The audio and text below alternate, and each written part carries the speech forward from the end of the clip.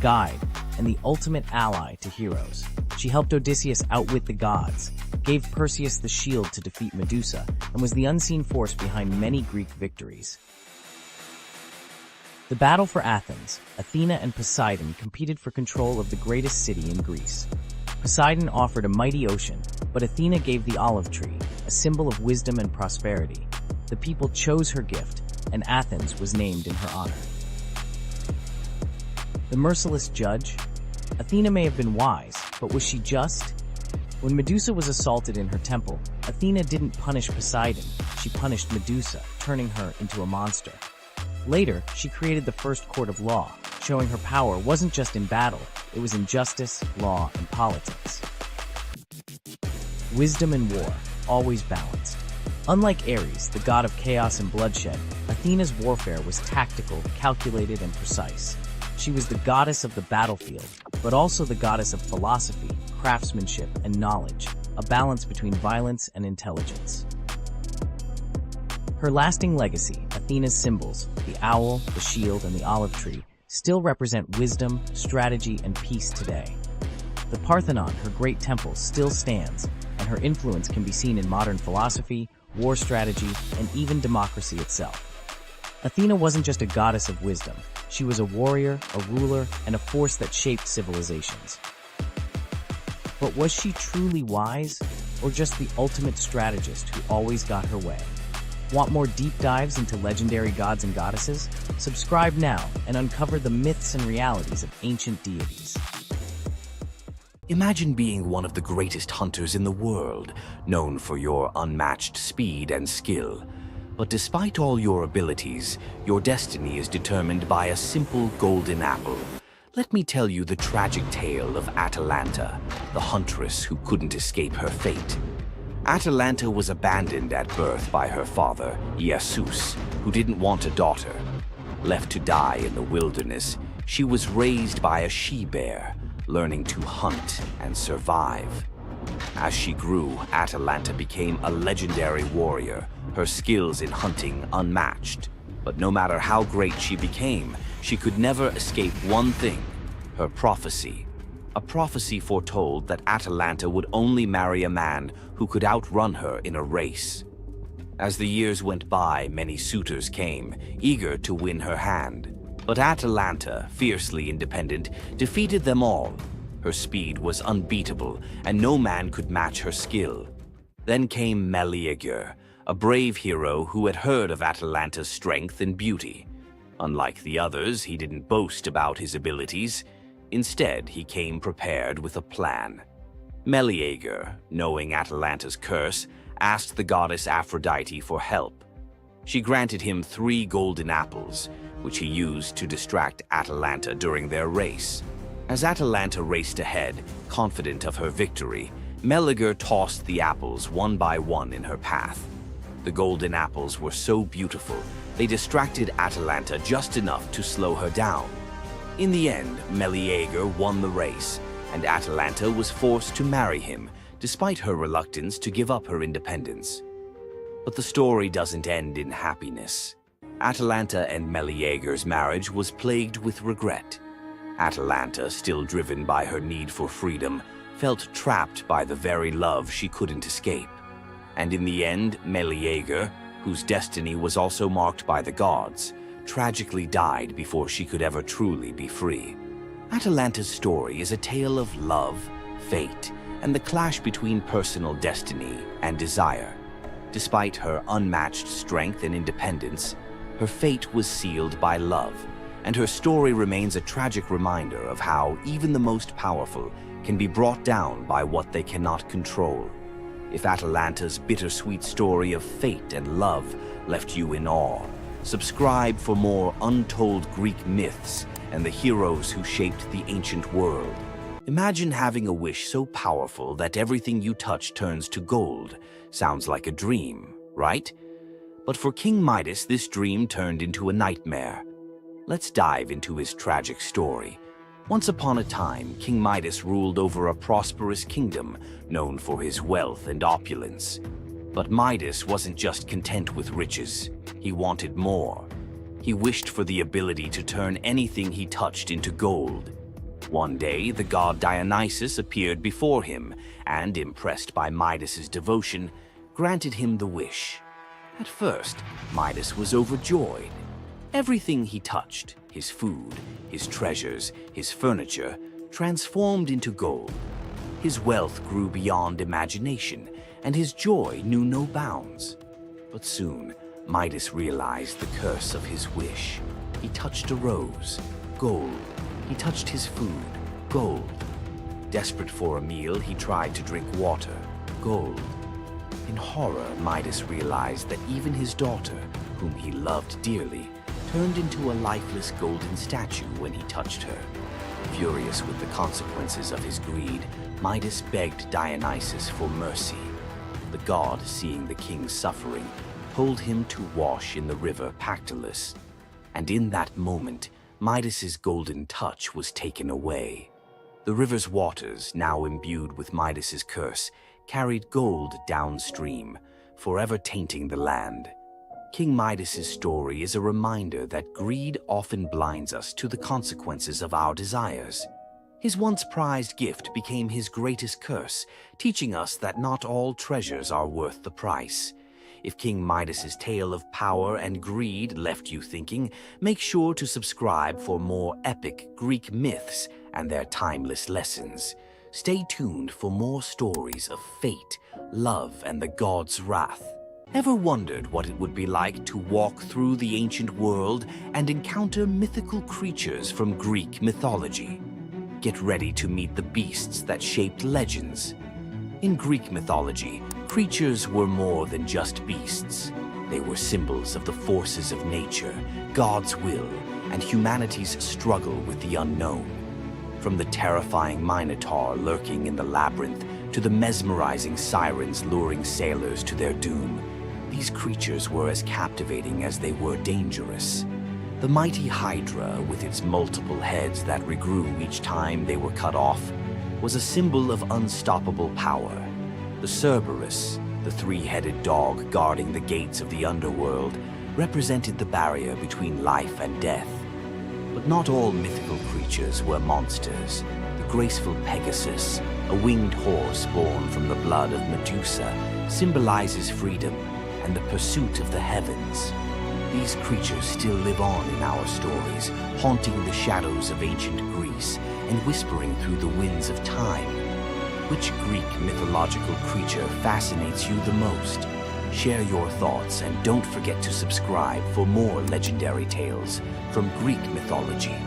Tonight you'll meet the nymph whose beauty made Hades plant a forest in her image, a lover who weaponized an apple to hack a goddess's marriage laws, a king who may have raised the dragon that ate his island, a prophet who lived 7 years as each sex and paid with his eyes, and a royal couple whose wrecked ship still calms the winter seas.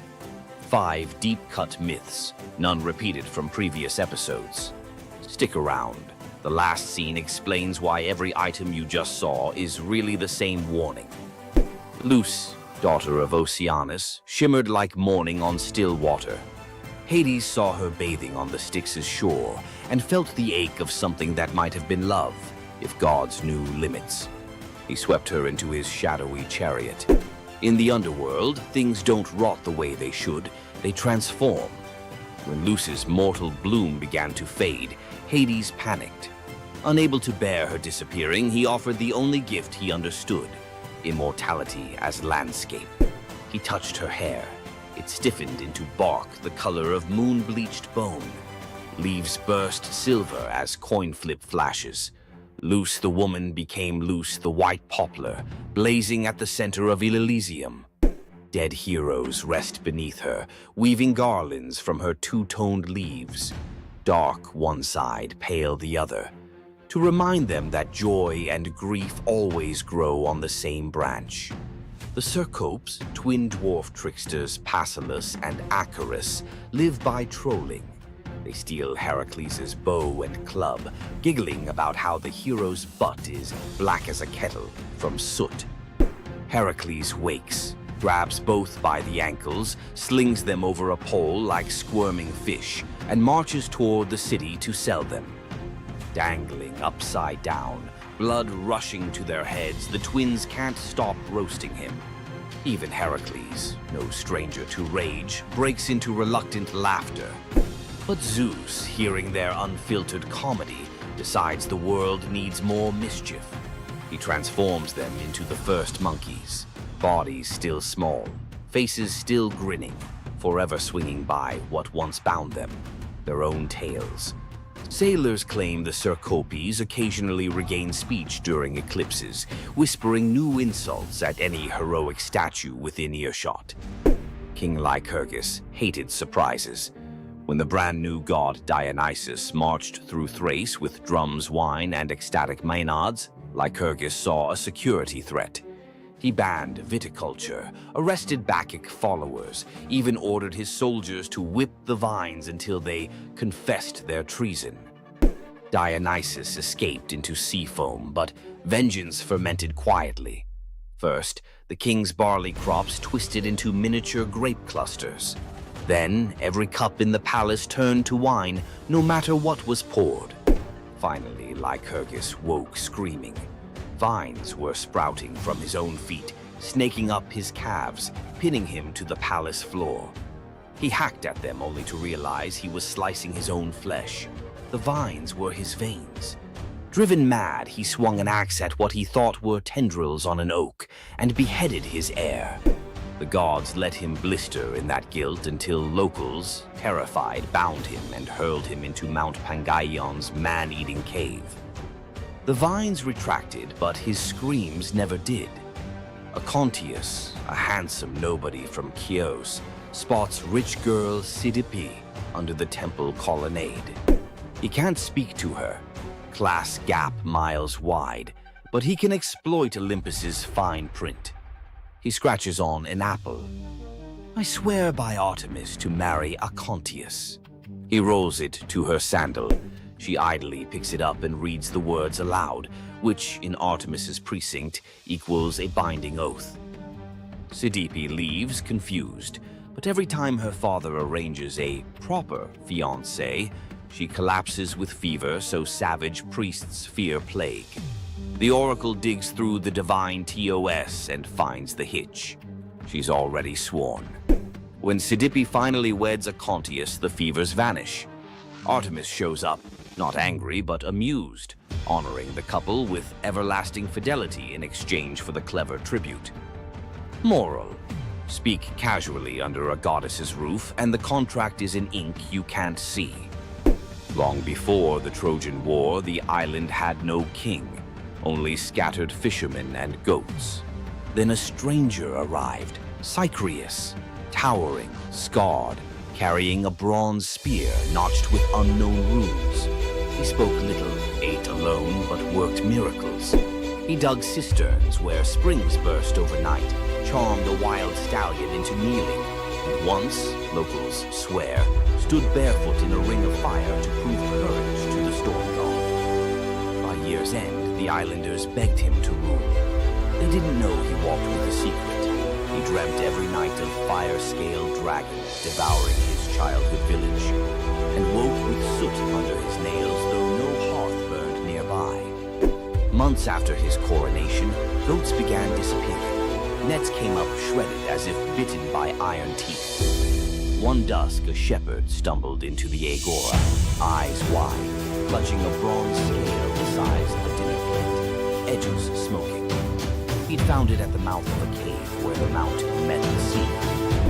Cycreus said nothing, only studied the scale under torchlight. It matched the color of the runes on his sleeve. That night, villagers saw their king ride alone toward the cave. From cliffs, they watched the torchlight vanish into the maw. Minutes stretched into hours. Then, roaring deep enough to quake wine jars on kitchen shelves, flame burst from the cave mouth.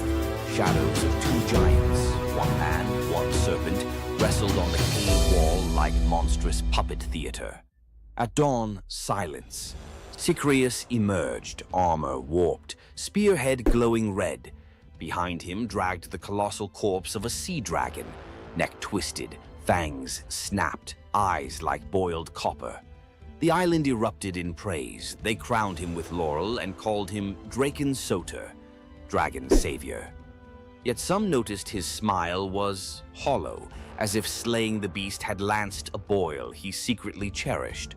After the triumph feast, Cycreus changed. He paced battlements at midnight, muttering in a guttural tongue. His bathwater steamed black. Servants insisted the steam coiled like a serpent before dissolving. One harvest festival, a child accidentally spilled wine on his boots. Cycreus roared, eyes flashing ember orange, and the boy swore he saw scales ripple under the king's skin. Rumors spread. Had the battle fused man and monster? Or darker, had Cycreus never slain the dragon at all? Had he absorbed it? When storms flattened olive groves and fishermen found their nets burnt as though by underwater fire, the islanders panicked. They begged Eurystheus of Athens to intervene. The hero sailed with 50 hoplites, each carrying asbestos-soaked nets and mirrored shields to confuse reptilian eyes. But at the gate they met not a beast, only their king, bare-chested, spear discarded, arms raised. Cycreus confessed the dragon's fury had leaked into him. He'd battled it outside and now battled it within, losing ground each night. "Bind me or burn me," he said. Eurystheus chose mercy darker than execution, exile. He ferried Cycreus to Eleusis, gift-wrapping the cursed king for the goddess Demeter, whose own grief could understand corrupted power. Demeter accepted, appointing Cycreus as guardian of her holy processions, his inner fire now repurposed to ward off all lesser threats. As Cycreus's ship slipped away, islanders swore the shoreline hissed, not from waves, but from a dragon's whisper receding with its unwilling host. Salamis kept the dragon's bronze scales nailed above city gates for centuries, tarnished mirrors reminding every leader, "Conquer your monsters, yes, but never wear their skins." Power taken from terror carries terror's seed. When rage becomes crown, abdication may be salvation. Young hunter Tiresias strikes the snakes with his staff. Hera curses him into a woman for 7 years. He marries, bears children, learns the loom songs of grief men never hear. 7 winters later, he meets the serpents again, carefully steps over them, spell breaks. He's male once more. Later, Zeus and Hera bicker. Who enjoys love more, man or woman? They drag Tiresias in as data point. He sides with Zeus. Women feel 9 times the pleasure. Hera, furious, blinds him. Zeus, guilt-struck, gifts prophecy and a lifespan of 7 generations. Thus, the greatest seer of Thebes walks the tightrope of fate without eyesight, yet clearer vision than any living soul. It's said he chuckled on his deathbed. "Blind, I've seen 2 worlds, inside and out." King Ceyx sails to consult an oracle. Wife Alcyone prays he waits for calmer weather. He doesn't. Zeus, annoyed that Ceyx invoked him too often in casual oaths, hurls a thunderstorm that swallows the ship. Ceyx's spirit, soaked and shivering, begs Iris to carry a goodbye. Sleep god Morpheus impersonates Ceyx's drowned corpse in Alcyone's dream. She wakes screaming, runs to the surf. There's the real body, ghost pale in foam. In raw despair, she leaps after him. The gods, pierced by this double plunge, morph the lovers mid-air into halcyon birds, kingfishers with royal blue backs. To let their floating nest survive, Zeus stills the winter seas for 14 days every January. Sailors call it the halcyon days, when storms bank their rage and even grief takes a coffee break. Which transformation slapped hardest? Tree, oath, dragon, gender shift, or bird? Hit the comments. Smash like. If you'll think twice before reading random fruit out loud, subscribe for next week's plunge into the 3 mortals who blackmailed the fates. And ring that bell. Unlike Zeus's thunder, it won't roast you for imposter syndrome.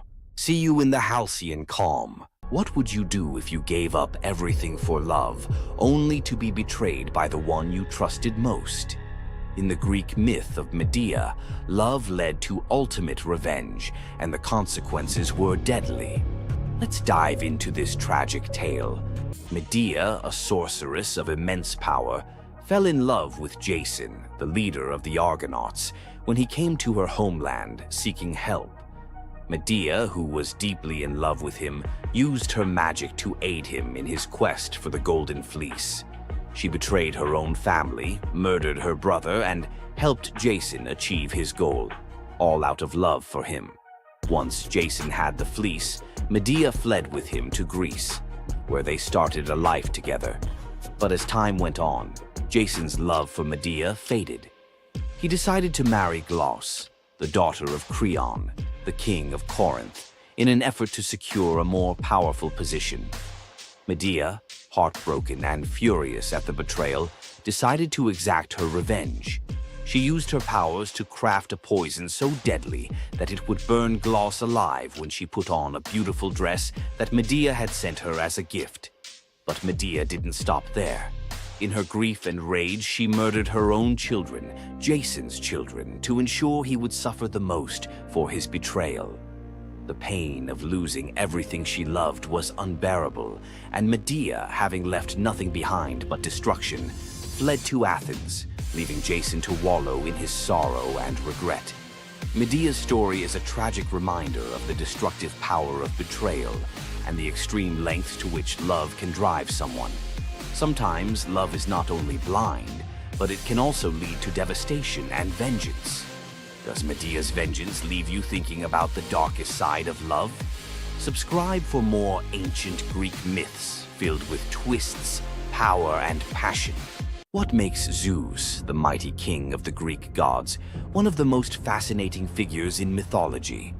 Is it his unparalleled power over the skies, his cunning strategies, or the sheer drama of his endless affairs? While his tales are legendary, there's one story that stands out: the epic battle that earned Zeus his throne, the Titanomachy. This isn't just a story of a god's rise to power, it's a tale of rebellion, alliances, betrayal, and the ultimate struggle between two generations of divine beings. Stay with us as we dive into the myth of the Titanomachy, Zeus's role in overthrowing the Titans, and the secrets that shaped his reign. Before Zeus became the king of the gods, his father, Cronus, ruled the cosmos. Cronus was the youngest of the Titans, a race of primordial deities born of Uranus, the sky, and Gaia, the earth. The Titans were immensely powerful, but also deeply flawed. Cronus had gained power by overthrowing his own father, Uranus, in a brutal act of betrayal. But just as Cronus had betrayed his father, a prophecy loomed over him, warning that one of his own children would overthrow him. To prevent this, Cronus took a horrifying precaution. He swallowed each of his children as they were born, imprisoning them in his stomach for eternity. But Gaia, the ever-watchful mother of the gods, wasn't about to let this happen again. When Rhea, Cronus's wife, gave birth to Zeus, Gaia devised a plan. Rhea tricked Cronus by handing him a stone wrapped in swaddling clothes, which he swallowed, believing it was his newborn son. Meanwhile, Zeus was spirited away to a hidden cave on the island of Crete, where he was raised in secret. Zeus grew up under the care of nymphs and a goat named Amalthea, who nourished him with her milk. As he matured, Zeus learned of his father's tyranny and vowed to free his siblings and challenge Cronus's rule. Zeus couldn't take on Cronus and the Titans alone. He needed allies. His first move was to rescue his siblings trapped inside Cronus. With the help of the goddess Metis, Zeus tricked Cronus into drinking a potion that caused him to vomit up his children: Hestia, Demeter, Hera, Hades, and Poseidon, fully grown and ready for battle. Now united, the 6 Olympian siblings declared war on Cronus and the Titans. But the Titans were powerful, and the war, known as the Titanomachy, would rage for 10 years with no clear victor. Realizing they needed an advantage, Zeus turned to the most unlikely of allies, the Hecatonchires and the Cyclopes. These were monstrous children of Gaia and Uranus, imprisoned in Tartarus by Cronus out of fear of their immense power. The Hecatonchires had 100 hands and unparalleled strength, while the Cyclopes were master craftsmen. Zeus descended into Tartarus, defeated its terrifying guardians, and freed these imprisoned beings. In gratitude, the Cyclopes forged weapons for Zeus and his brothers. Zeus received the thunderbolt, Poseidon the trident, and Hades a helmet of invisibility. With these tools and the raw power of the Hecatonchires, the Olympians finally had the upper hand. The final clash of the Titanomachy was a cosmic spectacle. The Titans, led by Cronus, unleashed their full fury, shaking the very foundations of the universe. Mountains crumbled, seas boiled, and the skies erupted in chaos. But Zeus and his allies were relentless. Zeus hurled his thunderbolts with unerring precision, scorching the battlefield and scattering the Titans' ranks. Poseidon unleashed massive earthquakes, and Hades used his helmet of invisibility to sow confusion among their enemies. The Hecatonchires proved invaluable, hurling massive boulders with their 100 hands, overwhelming the Titans. One by one, the Titans fell, their immense power no match for the combined might of the Olympians and their allies. Cronus was the last to fall. Zeus struck him down with a thunderbolt so powerful that it split the skies. With Cronus's defeat, the Titanomachy was over. With the Titans defeated, Zeus and his siblings faced a choice: what to do with their vanquished foes. In a move both strategic and ruthless, Zeus imprisoned the Titans in Tartarus, deep within the underworld, where they would remain for eternity under the watchful eye of the Hecatonchires. Zeus then divided the cosmos with his brothers. He claimed the skies as his domain, Poseidon took the seas, and Hades ruled the underworld. Together, they established the rule of the Olympians, with Zeus as their undisputed king. But the Titanomachy left scars. Gaia, enraged by the imprisonment of her Titan children, gave birth to new monstrous beings to challenge Zeus's reign. Among them was Typhon, a creature so fearsome that even the gods trembled before him. Typhon's battle with Zeus is another story for another day, but it serves as a reminder that power in the ancient world was never secure. Zeus's rise to power marked the beginning of a new era, but his reign was anything but peaceful. While he was the king of the gods, his rule was marked by constant challenges, from rebellious mortals to jealous deities and his own unquenchable desire for love and control. Zeus was both a protector and a tyrant, a figure who inspired awe and fear. His thunderbolts were a symbol of justice, but they were also a tool of destruction. He fathered countless children, both mortal and divine, and his many affairs often sparked conflict among the gods. Yet, despite his flaws, Zeus's rule brought stability to a chaotic world. Under his reign, the gods established order, overseeing the realms of humans and maintaining the delicate balance between earth, sea, and sky. The myth of Zeus and the Titanomachy isn't just a tale of war. It's a story about the cycles of power and rebellion. Just as Zeus overthrew Cronus, who had overthrown Uranus, Greek myths suggest that even the mightiest rulers are vulnerable to the forces of change. Zeus's story reminds us that leadership comes with its own set of challenges. It's not just about gaining power, it's about maintaining it, often at great cost. Zeus's rise to power is one of the most thrilling tales in mythology, filled with battles, alliances, and sacrifices. But what do you think? Was Zeus a just ruler, or was he simply another tyrant destined to fall like the Titans before him? Let us know your thoughts in the comments below.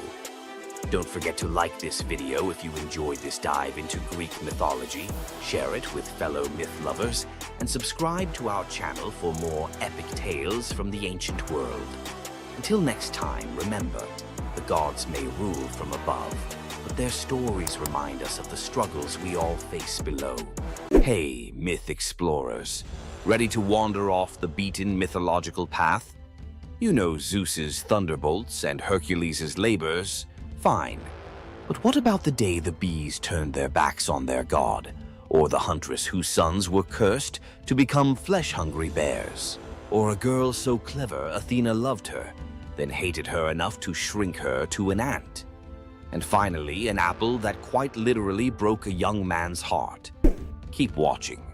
Each tale swerves from wonder to horror to bittersweet awe, and the last lines of every story connect like hidden threads.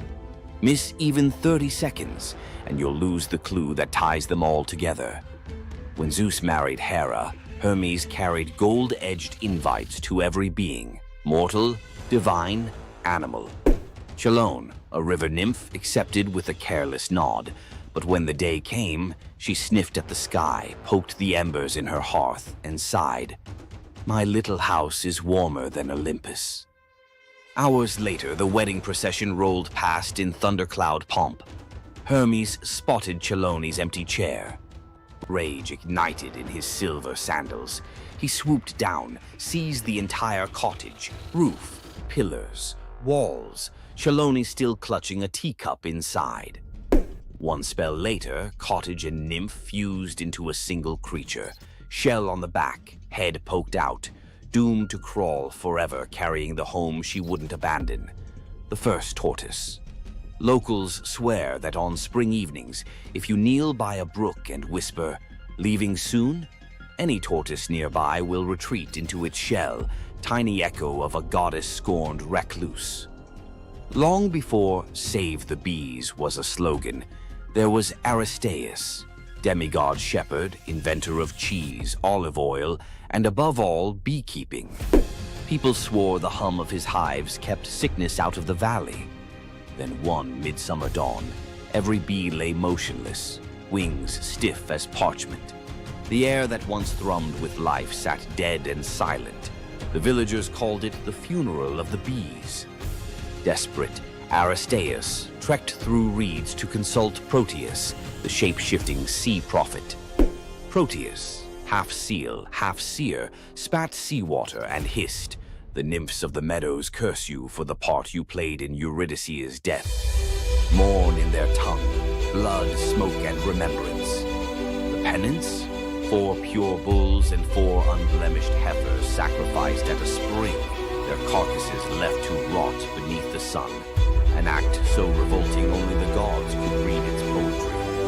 Aristaeus obeyed, mouth clamped against nausea. On the third sunrise, he returned. From one bull's ribcage poured a golden cloud, brand new bees, born from death itself, swirling like incense into the sky. The message was brutal but clear. Regeneration demands sacrifice. Aristaeus fell to his knees, honeyed tears streaking his cheeks as the swarm chose his outstretched arms as their first hive. King Minos wanted an army for one soldier, so Hephaestus cast Talos, a walking fortress of molten copper now hardened to bronze. 3 times a day, Talos circled the island. Invaders saw a man-sized sunrise sprinting the shoreline, hurling stones the size of oxen. Yet, the gods built Talos with a single flaw, a plug at his ankle sealing a vein that pulsed ichor, divine lifeblood. Cue Jason and the Argonauts, desperate to dock. The witch Medea stepped forward, eyes glinting like mercury. "Mighty Talos, you are metal, but do you feel pain?" She sang of mortality, of rust, of endless duty with no rest. The bronze giant, half mind, half mechanism, knelt suddenly aware. A breeze teased the nail loose. One crimson gold jet spurted. Talos staggered, knees carving trenches in sand, and crashed, an empty shell echoing like a temple bell. Crete was silent but for the hiss of ichor boiling away. Local fishermen still claim some sunsets tint the sea bronze, Talos's lifeblood swirling just beneath the waves, hunting for its lost shell. Coronis of Thessaly loved Apollo, or thought she did, until a mortal soldier caught her eye. While Apollo healed plague in Delphi, Coronis entertained her new lover in secret. Only the raven, Apollo's avian spy, saw everything. The bird wrestled with the knowledge. If it spoke, a human would die. If it stayed silent, a god would suffer humiliation. Instinct 1, loyalty to the sun.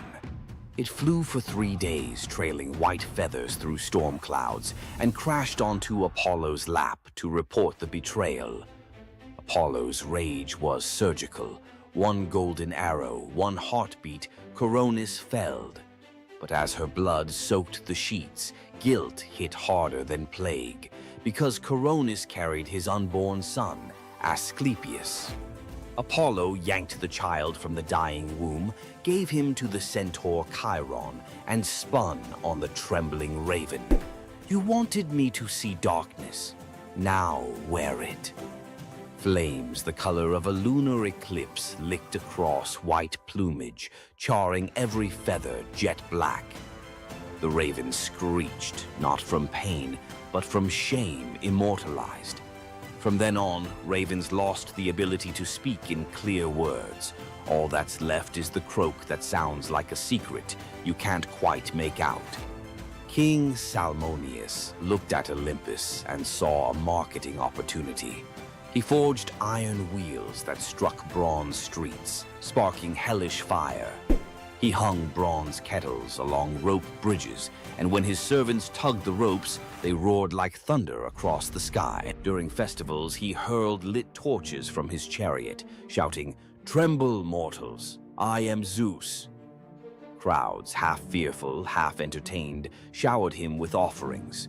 Thunder for Hire became the hottest ticket north of Delphi, but word climbed the air like smoke, reached the real Zeus, who waited for the perfect dramatic sting.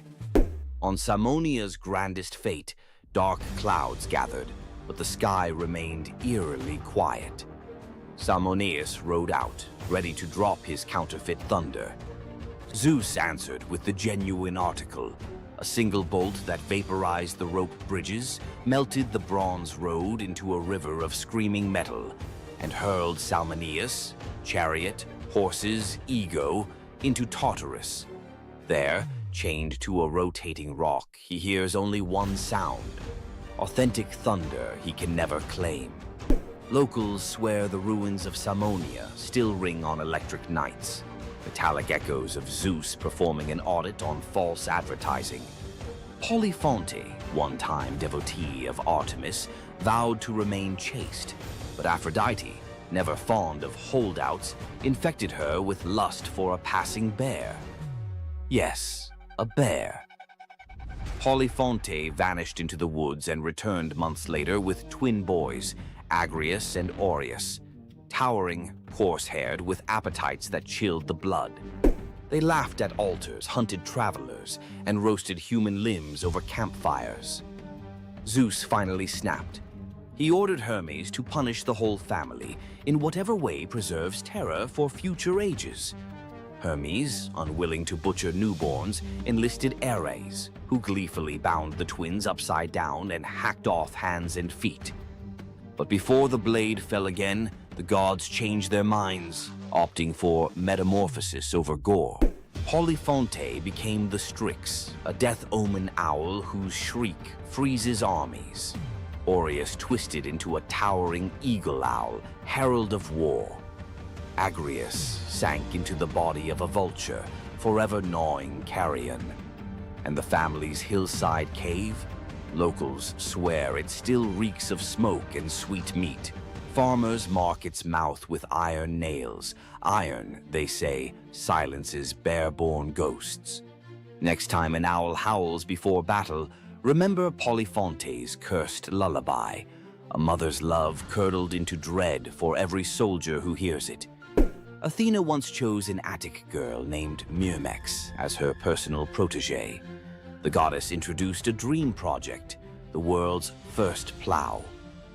Myrmex watched, learned, then, intoxicated by the crowd's applause, whispered that she had invented the tool. Athena's gray eyes darkened. Soon after, a jealous wind shoved Myrmex while she harvested wheat. She staggered, dropped an armful of sheaves, and heard laughter, a cruel echo of her own boast. Athena emerged, face sorrowful. "You craved the harvest without the humility." She tapped the girl's forehead. Instantly, Myrmex shrank, limbs splitting, waist pinching.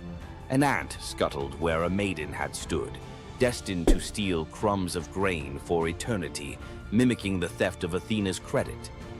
Centuries later, Zeus needed loyal subjects for his son Aeacus in barren Aegina. He saw the ant swarm and, in a grim joke, transformed them into soldiers. The Myrmidons, silent, disciplined, famous under Achilles at Troy. The bravest army in myth owes its origin to a single boastful sentence. Medusa grew up alongside the breathtaking Adonis under the roof of King Cinyras. Where Adonis was radiant, Medusa was steady, god, confidant, brother in all but blood. When a boar gored Adonis in Aphrodite's sacred grove, every flower dimmed, and Medusa felt his chest collapse inward. Days later, they brought Adonis's body home. Melas strung a rope from a pomegranate tree and hanged himself, grief carving deeper than any tusk. His wife Pelea followed. Aphrodite arrived, drenched in her own tears, too late to save them, but not too late to transform them. Melas became the apple tree, branches heavy with fruit the color of heart blood. Pelea became the dove, eternal companion to Aphrodite, cooing in the apple's boughs.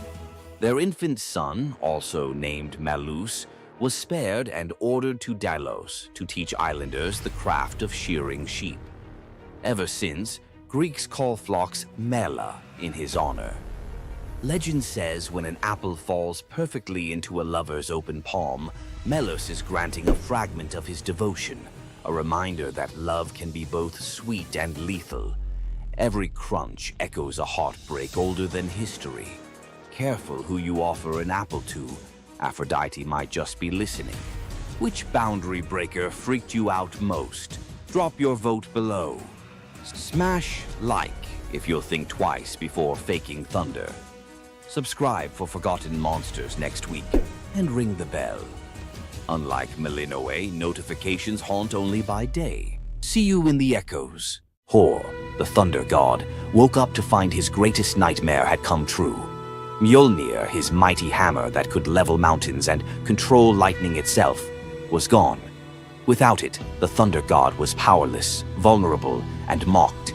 The weapon that defined his very identity as protector of Asgard had vanished without a trace. But what happened next would humiliate him more than any defeat in battle. To get his hammer back, Thor would have to do something that went against every fiber of his warrior identity. You won't believe the disguise he ends up in. It all began on what should have been an ordinary morning in Asgard. Picture Thor reaching for the leather grip that had been at his side for countless centuries, his fingers closing around nothing but empty air. The spot where Mjolnir should rest felt cold and wrong, like a missing tooth that your tongue keeps finding. Thor's morning routine, as predictable as sunrise over Asgard's golden halls, shattered in that single moment of realization.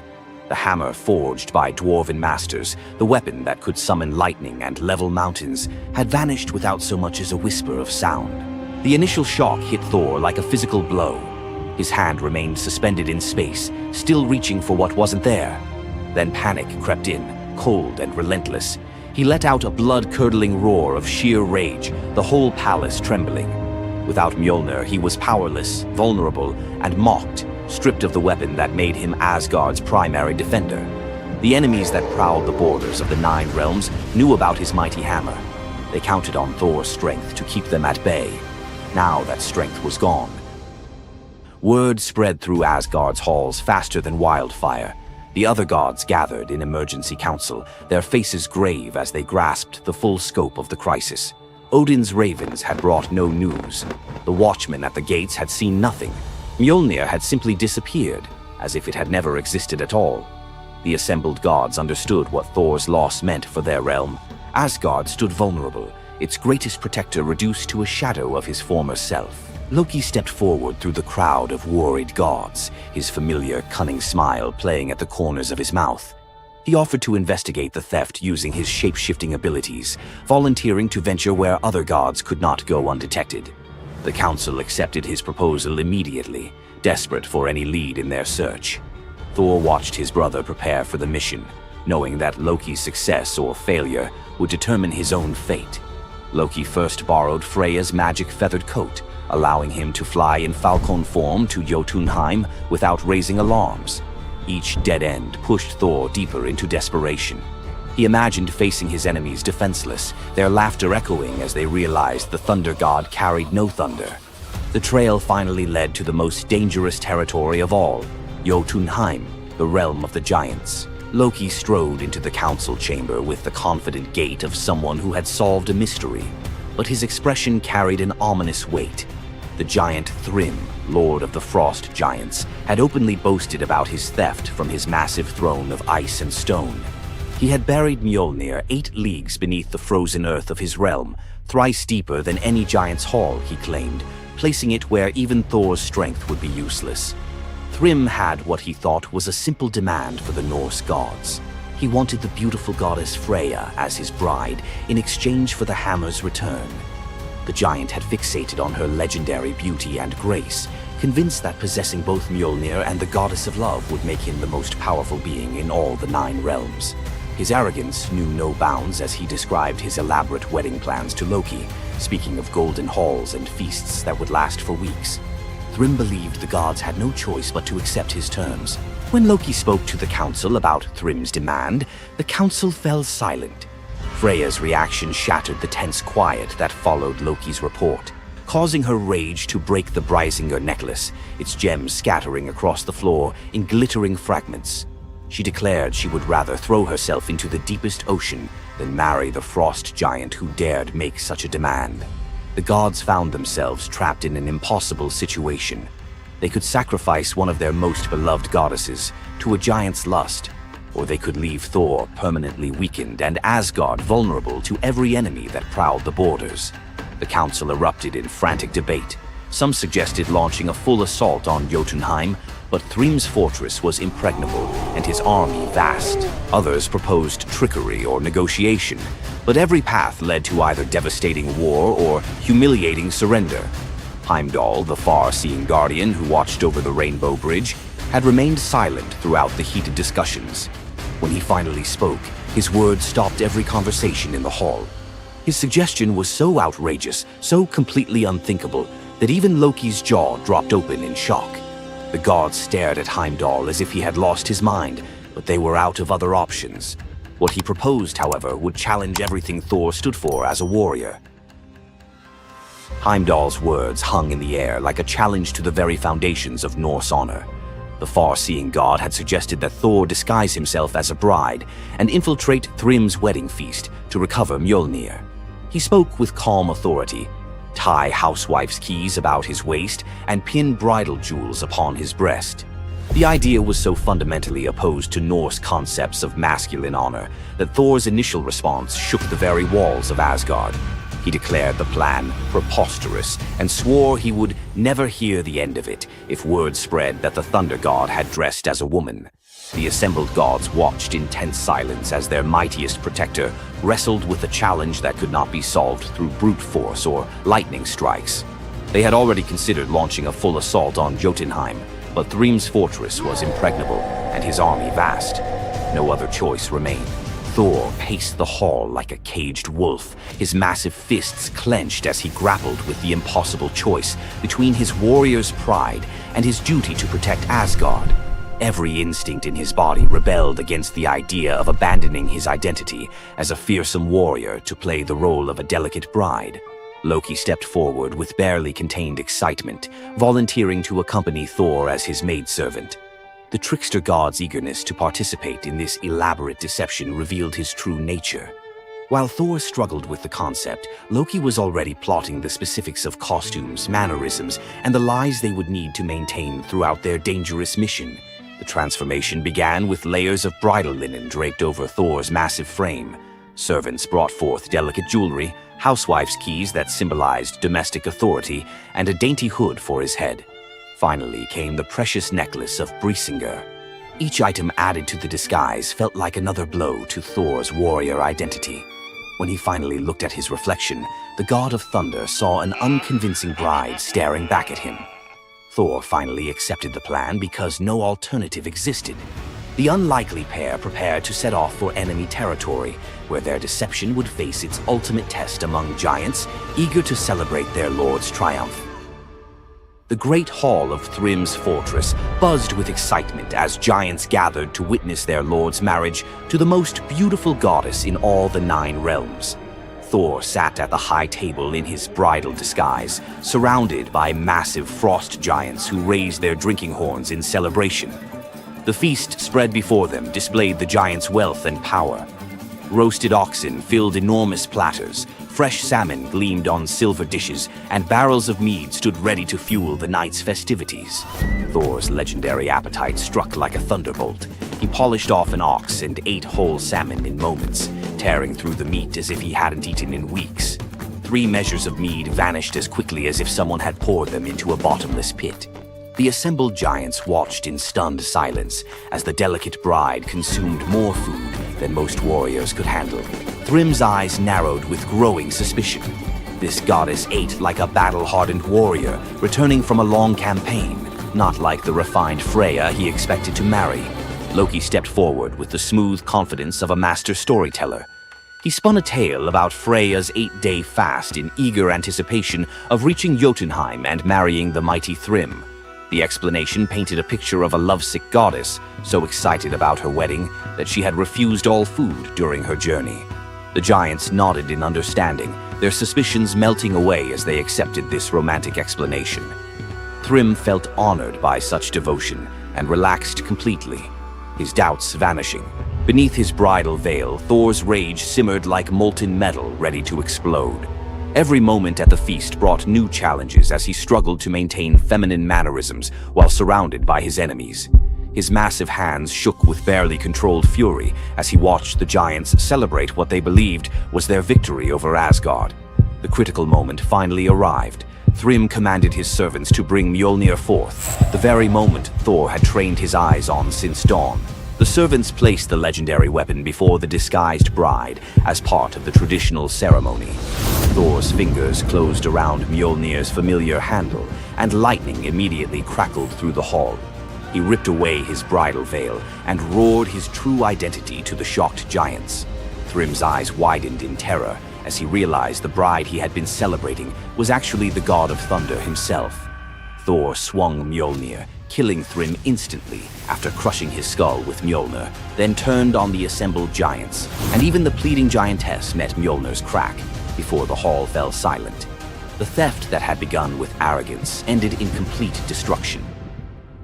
This tale reveals how even the mightiest heroes must sometimes sacrifice their pride to protect what matters most. Back in Asgard, the Aesir never spoke of the bearded bride again, though a few still hide a smirk when Thor raises Mjolnir. And we end this story with a very valuable lesson. Never steal Thor's hammer. And if you're going to, don't make him dress like a woman.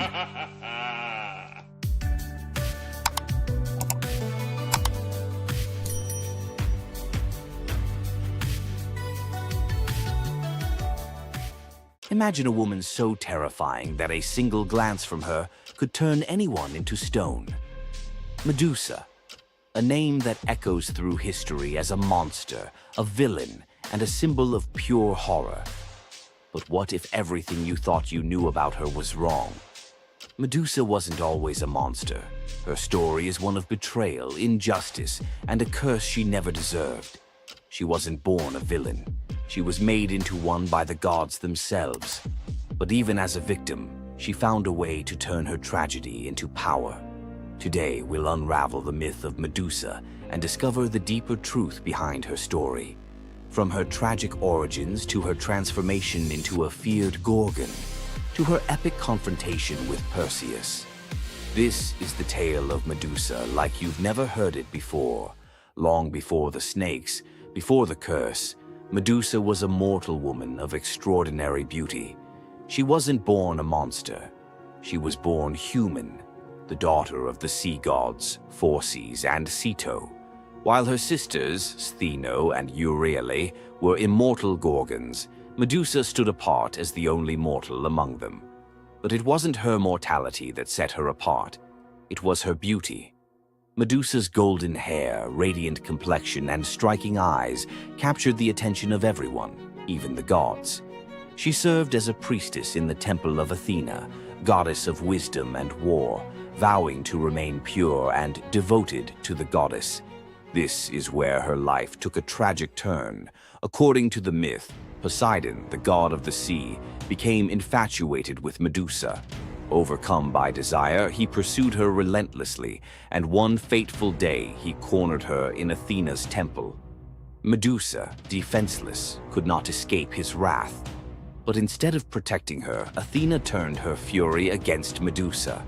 The goddess, enraged by the desecration of her temple, cursed Medusa for what had happened, punishing the victim instead of the perpetrator. Athena's curse transformed Medusa into a Gorgon, a being so hideous that no one could bear to look at her. Her golden hair turned into a nest of venomous snakes, and her eyes became so powerful that a single glance could turn living creatures to stone. This moment defined Medusa's new existence. Once revered for her beauty, she was now feared and hunted as a monster. But beneath the horror of her transformation lay a deeper question. Was Medusa truly cursed, or had she been given a weapon to defend herself in a world that had betrayed her?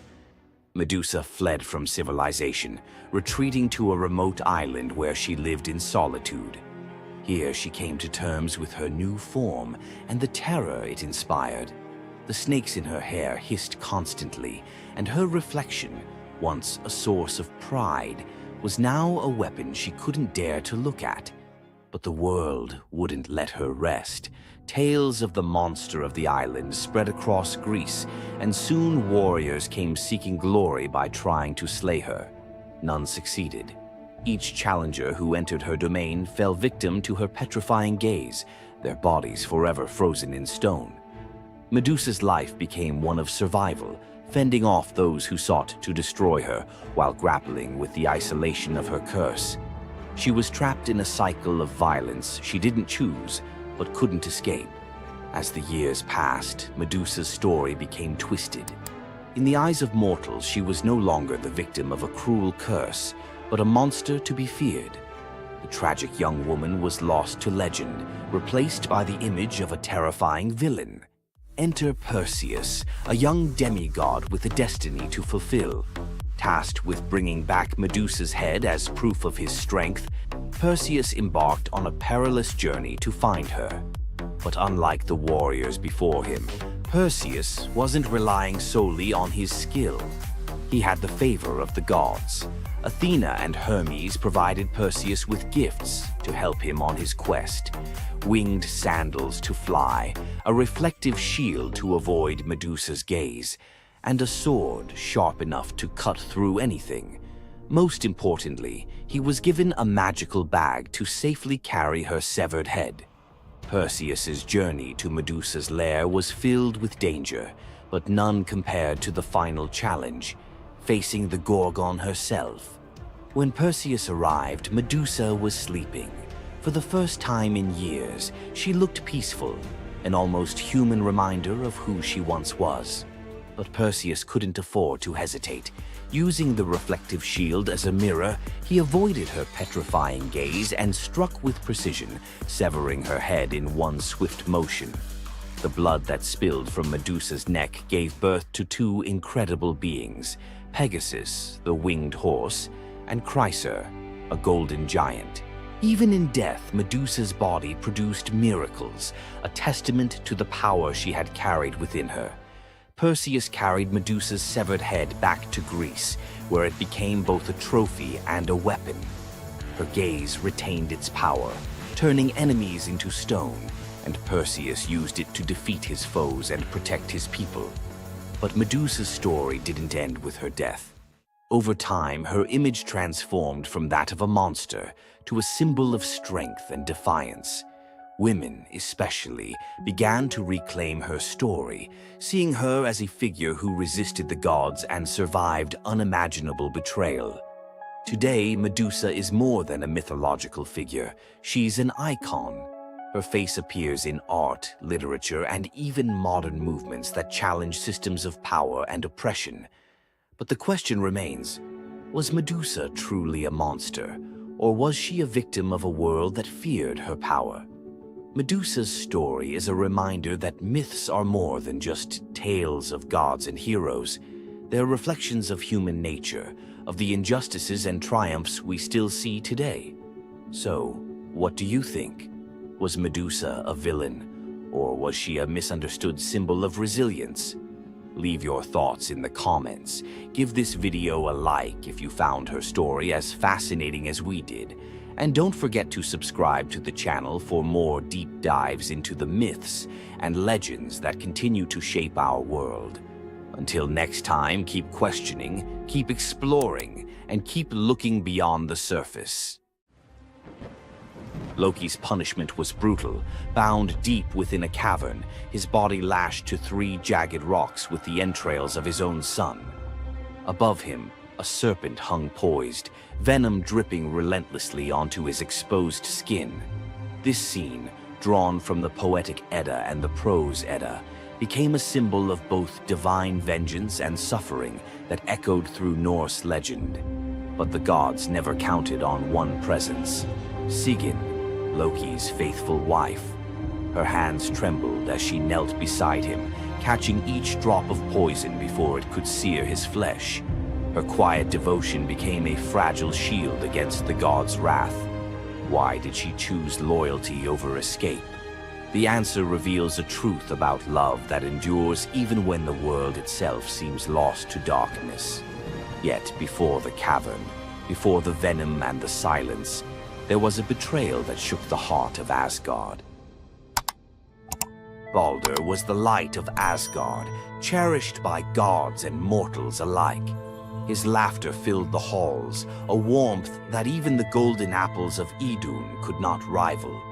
When ominous dreams began to trouble him, his mother Frigg, desperate to protect her son, secured oaths from every creature and object in existence never to harm him. All, that is, except the mistletoe, too slight, too innocent to warrant suspicion. Loki saw opportunity in what others dismissed. He fashioned a dart from that fragile branch and sought out Hoder, Baldur's blind brother. "Here," Loki murmured, placing the weapon in Hoder's uncertain grasp, "let me guide your hand." The dart struck its mark. In an instant, Baldur's light was snuffed out, his presence gone from the world. The gods stood in stunned silence, their joy shattered. Loki lingered in the shadows, the faintest smile on his lips, before slipping away unseen. The prose Edda tells us the pyre burned for 9 nights. Baldur's wife, Nanna, overcome with grief, cast herself onto the flames, her spirit entwined with his. The gods heaped treasures upon the funeral bier, Odin's ring Draupnir, Baldur's own ship Hringhorni, to honor him, but no offering could fill the void left behind. The air grew heavy with suspicion. As the smoke twisted skyward, word spread of an old woman whispering to Hoder in the moments before the fatal blow. When Thor forced the truth from a trembling servant, silence fell like a shroud. Loki's name was not spoken, but its weight pressed upon every heart. The gods had tolerated his mischief, his clever lies, even the theft of Sif's hair. But this was different. The poetic Edda names him plainly: Loki, the guileful who brought it about, from which all misfortune came. Odin convened the gods to pass judgment. No mead flowed, no boasts rang out. The All-Father's single eye burned cold as he named Loki Oathbreaker and Kinslayer. Weapons gleamed in restless hands. Even gentle Friar's fingers tightened around his sword. Loki understood the god's fury. He fled Asgard, his mind racing with schemes. As told in the prose Edda, he built a lodge in the mountains, doors on every side, always watching for his pursuers. Still, he could not outrun their vengeance. Odin's gaze found him, even in hiding. When the gods arrived, Loki tried to slip away, transforming into a salmon to evade capture in the river's swift current. But Thor's grip proved stronger than fate. Dragged back through the gates he once helped raise, Loki passed faces twisted with anger and betrayal. The god's judgment was swift. The path ahead led not to mercy, but to a place where pain and silence waited in the damp and the dark. They forced Loki into the heart of the earth, a cavern where the air pressed cold and heavy, and every sound echoed off stone walls, slick with damp. Water dripped steadily from above, each drop magnifying the hush that settled over the gods as they set to their grim task.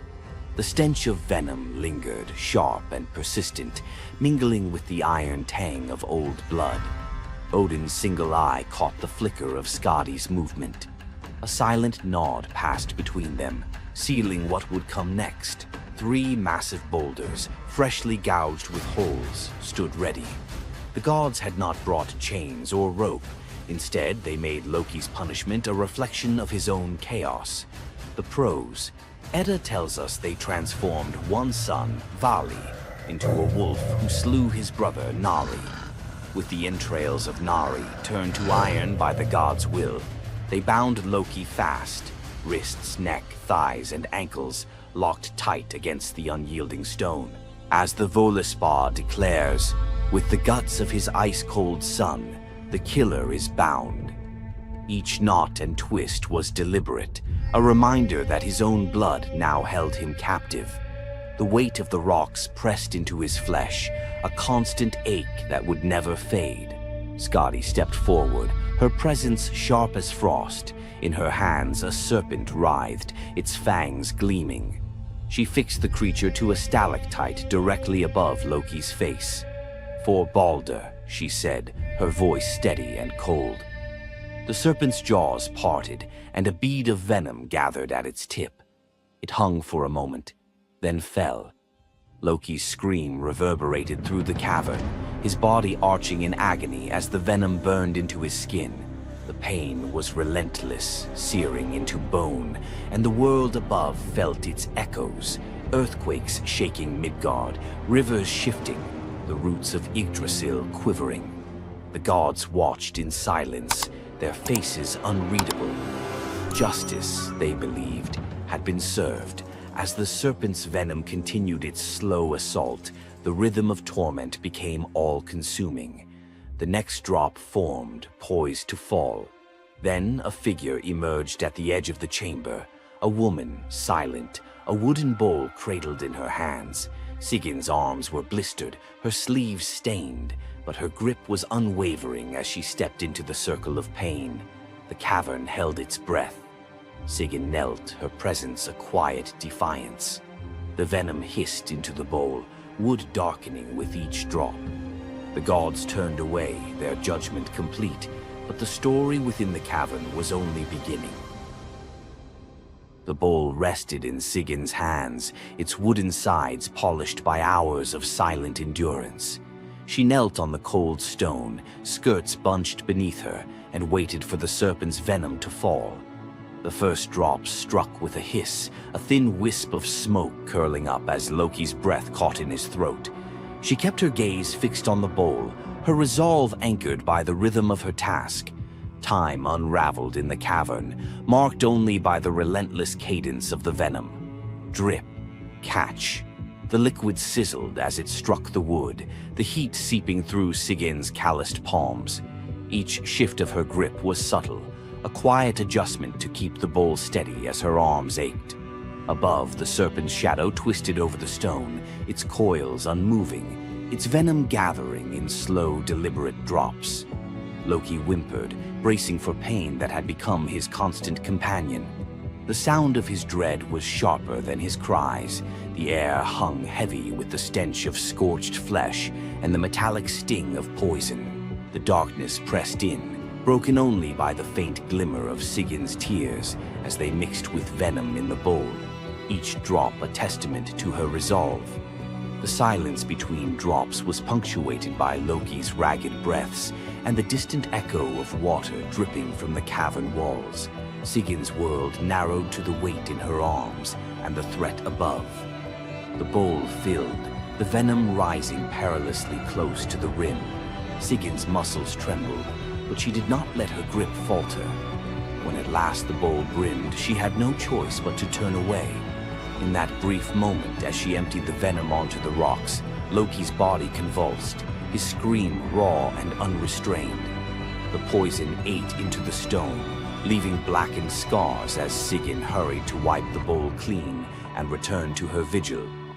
For time beyond reckoning, Sigyn remained.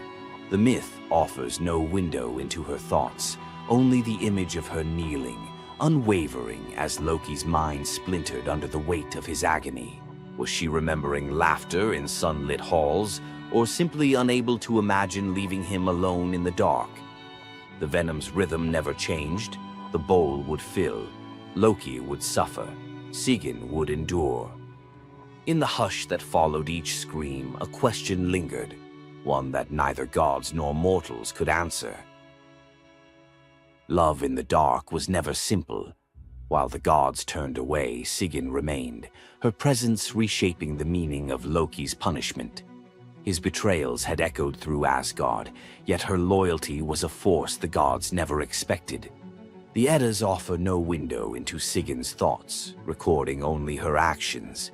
Blistered hands, a steady bowl, venom caught before it could sear flesh. This silence leaves space for us to wonder. Was it love that held her there, or a deeper sense of duty, something older and more enduring than the gods' own laws? Loki, once the master of deception, now depended on the mercy of the one he had so often left in the shadows. When the bowl overflowed and Sigyn turned away, each drip crept like fire through him, twisting his features in agony. His eyes, when they met hers, flickered with both gratitude and resentment. He needed her, but the venom's torment mingled need with bitterness. Still, Sigyn returned every time, catching the next drop before it could fall. The myths do not say what passed between them in those moments, only that she stayed, her resolve unbroken. Scholars often call Sigyn the embodiment of loyalty, the ultimate symbol of spousal devotion. Yet, her sacrifice was more than an act of love. It was a quiet rebellion. By kneeling in the cavern, she defied the gods' vision of justice. Odin had crafted Loki's punishment to be absolute, to break him alone in the dark. Sigyn's refusal to abandon her husband became a shield, her presence a silent protest that denied the gods complete victory. The Eddas never assign her a motive, leaving modern readers to fill the silence with their own questions and interpretations. Was her endurance an act of compassion or a challenge to the order imposed by the gods? Each drip marked the passage of time, each bowlful a measure of suffering and steadfastness.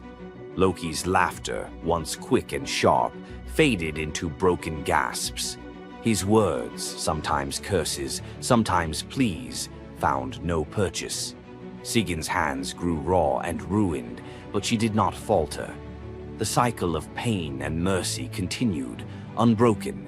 In the end, it was not just Loki who endured the gods' punishment. Sigyn's vigil transformed it, turning isolation into a shared ordeal. In the darkness, her silent defiance and unwavering love became part of the myth, a testament to the power of presence, even when the world has turned away. Sigyn's vigil stands as one of Norse myth's quiet marvels, a steady presence in the shadows, her strength measured not in battle, but in endurance beside the one the gods condemned. As Loki writhed beneath the venom's relentless burn, Sigyn's hands never wavered. The Eddas remember her not for words or deeds of glory, but for the silent rhythm of her care. Her story reminds us that sometimes love endures in darkness. Sigin's vigil continues until the twilight of the gods, Ragnarok, whenever that may come. Would you have stayed? If Sigin's silent strength moved you, let us know in the comments or share your favorite Norse hero below. Heroes, monsters, tragedies, you know the drill. Tonight we flip the script. Some little-known tales where wit, nerve, or kindness earn outright miracles.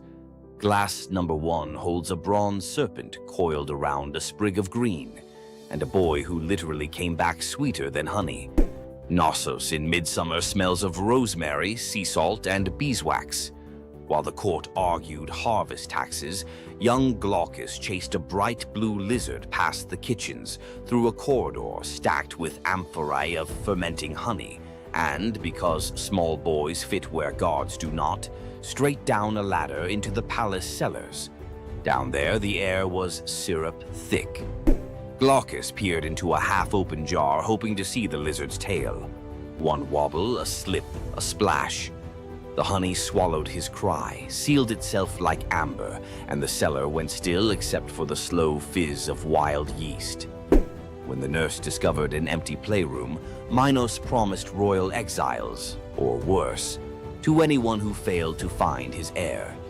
Search parties raked the island. An oracle finally muttered, "He is where sweetness turns to gold, and the color-changing calf is the compass." Everyone stared blankly, except one messenger who remembered a traveling seer rumored to solve riddles the way bards solve rhyme schemes. Polyidus arrived soaked in salt spray and sarcasm. Minos thrust him in front of the palace's miracle calf, white at dawn, tawny by noon, black at dusk. The king demanded an explanation, and his son before sundown. The seer stroked his beard, watched the calf cycle its living palette, and smiled. "The answer is not the hide, but the eyes," he mused. At dawn, the calf watched the white sun. At noon, bronze. At dusk, onyx night. It mirrored what it beheld. So must the prince. "He is hidden where color vanishes," Polyidus concluded, and descended alone into the wine-dark storerooms. Lantern raised, he located the honey amphora, whose surface held no reflections, only silence.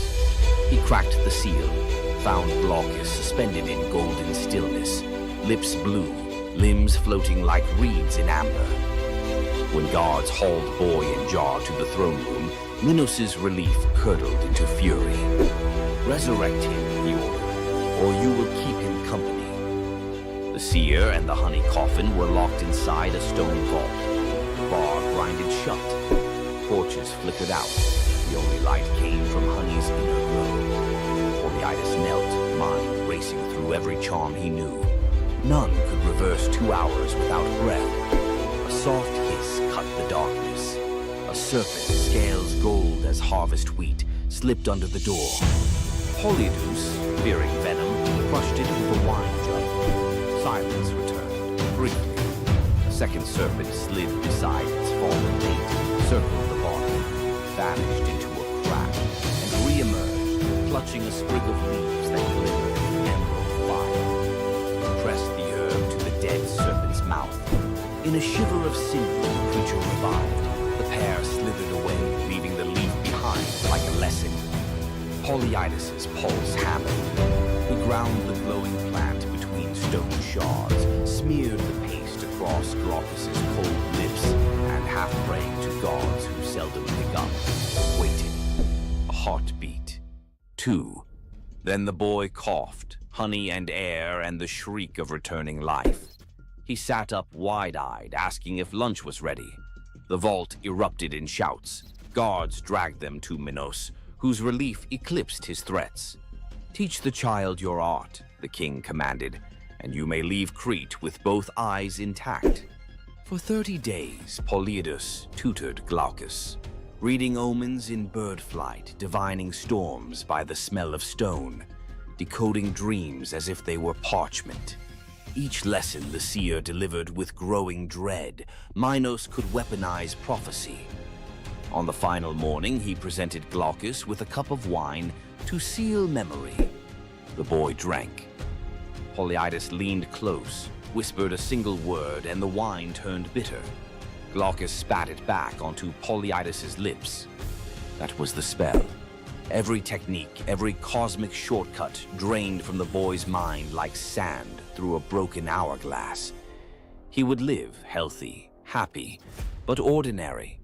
The gift stayed locked in Polyidus's own skull. The seer departed at sunset, pockets empty except for a few stray violet leaves, the serpent herb. Some say he planted them across the Aegean. Others insist he fed them to bees, breeding honey that glows faintly green when moonlight is thin. In mountain apiaries of rural Greece, beekeepers still search for Glaucus honey, said to cure a stopped heart if administered within 3 breaths. And every cellar apprentice learns, keep lids tight, keep ladders chained, and keep an eye out for serpents. Sometimes they carry medicines gods never meant us to find. Nymph Princess Cyrene tackles a lion preying on her father's cattle. Apollo, stalking inspiration, watches her wrestling the beast bare-handed and thinks, forget liars, that's poetry. He swoops not with roses but a gold chariot pulled by griffins. Rule a land of your own, he says, pointing across the Mediterranean. Cyrene's answer, give me a bowstring and some good soil. She rides shotgun all the way to Libya. On sun-drenched highlands, she spears the ground. Fresh springs burst. The place becomes Cyrene, namesake queen founder. Apollo immortalizes her as a long-lived nymph. Their sons include Aristaeus, future bee guru, and Eadmon, Argonaut prophet. Centuries later, Cyrenean olive oil sells for triple price in Athens. Bottles carry a tiny embossed lion, reminder that one headlock can echo into a civilization. Morning of his birth, infant Hermes crawls out of cradle, spies a tortoise, hollows the shell, strings cowgut. Voila, the first lyre. Same afternoon, he rustles 50 of Apollo's divine cattle, walking them backward to confuse hoofprints. Apollo tracks the tune of an unfamiliar instrument to a cave and catches, not a rustler, a giggling baby. Hermes begins to play. The melody melts Apollo's fury like wax. The sun god trades the entire herd plus the golden staff of herdsmen for the lyre. Contract signed before Hermes can crawl again. Apollo becomes patron of music. Hermes gains official portfolio of travelers, traders, and, ironically, thieves. Every time a guitarist hands a riff to a bandmate for mutual gain, they reenact that cave-side barter. Enslaved courtesan Rhodopis toils in a Nile Delta villa. Her only treasure, a rose-hued slipper dating to her free childhood. She washes linens in the river, humming Ionian lullabies. While drying on the bank, one slipper is whisked by a sacred falcon, messenger of Horus, who drops it into Pharaoh Psamatechus's lap during court. Kings love omens. He declares he will marry the owner. Decree echoes across gnomes. Every woman must try the slipper. Noble women sulk. The shoe fits none until desert winds guide inspectors to Rhodopis scrubbing floors. The leather hugs her heel like destiny. Pharaoh weds the astonished Greek.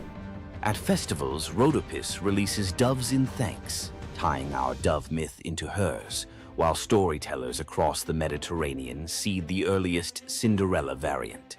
Tyrrhenian pirates spy a pretty youth on an island. Clueless, it's Dionysus in vacation mode. They abduct him, plotting ransom. Helmsman Acoetes senses trouble but is overruled. Ropes fall off as ivy coils up masts. Sweet wine floods planks.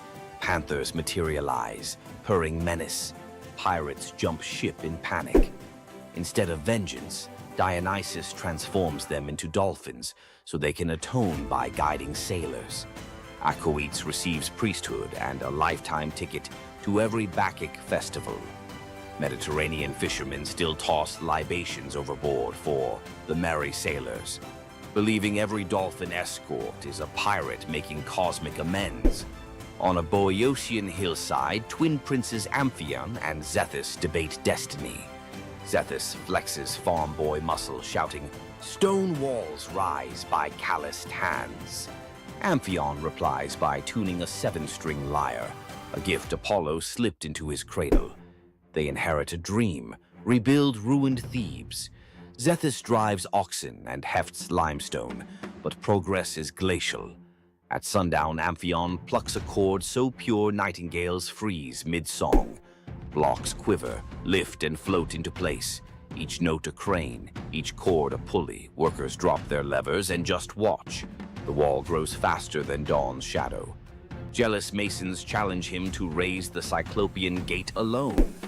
Amphion smiles, strums a rugged minor scale. Boulders lumber across the valley like obedient elephants. Zethus, not to be outdone, times hammer blows to his brother's rhythm. For one glorious hour, hard labor becomes rock ballet. When the ramparts close, citizens cheer both sinew and song. Legends claim every stronghold thereafter leaves a lyre motif somewhere in its masonry, a secret tip of the hat to the prince who taught stones to dance. Modern acoustic engineers still reference the Amphion effect when vibration solves heavy lift problems. Princess Evadne hides an affair with Apollo. During labor, a blaze of violet light floods the barn. Baby Eamus arrives enveloped in wild violets. Fearful, she places him on the riverbank, trusting fate. Weeks later, shepherds follow a bizarre sight. Honeybees moving in arrow formation. They find the infant alive, fed by nectar dripping from the flowers around him. The shepherd who lifts the child hears a voice inside his skull. "Raise me, I'll repay you in answers." At adolescence, Apollo calls Iamus to Olympia's sacred grove.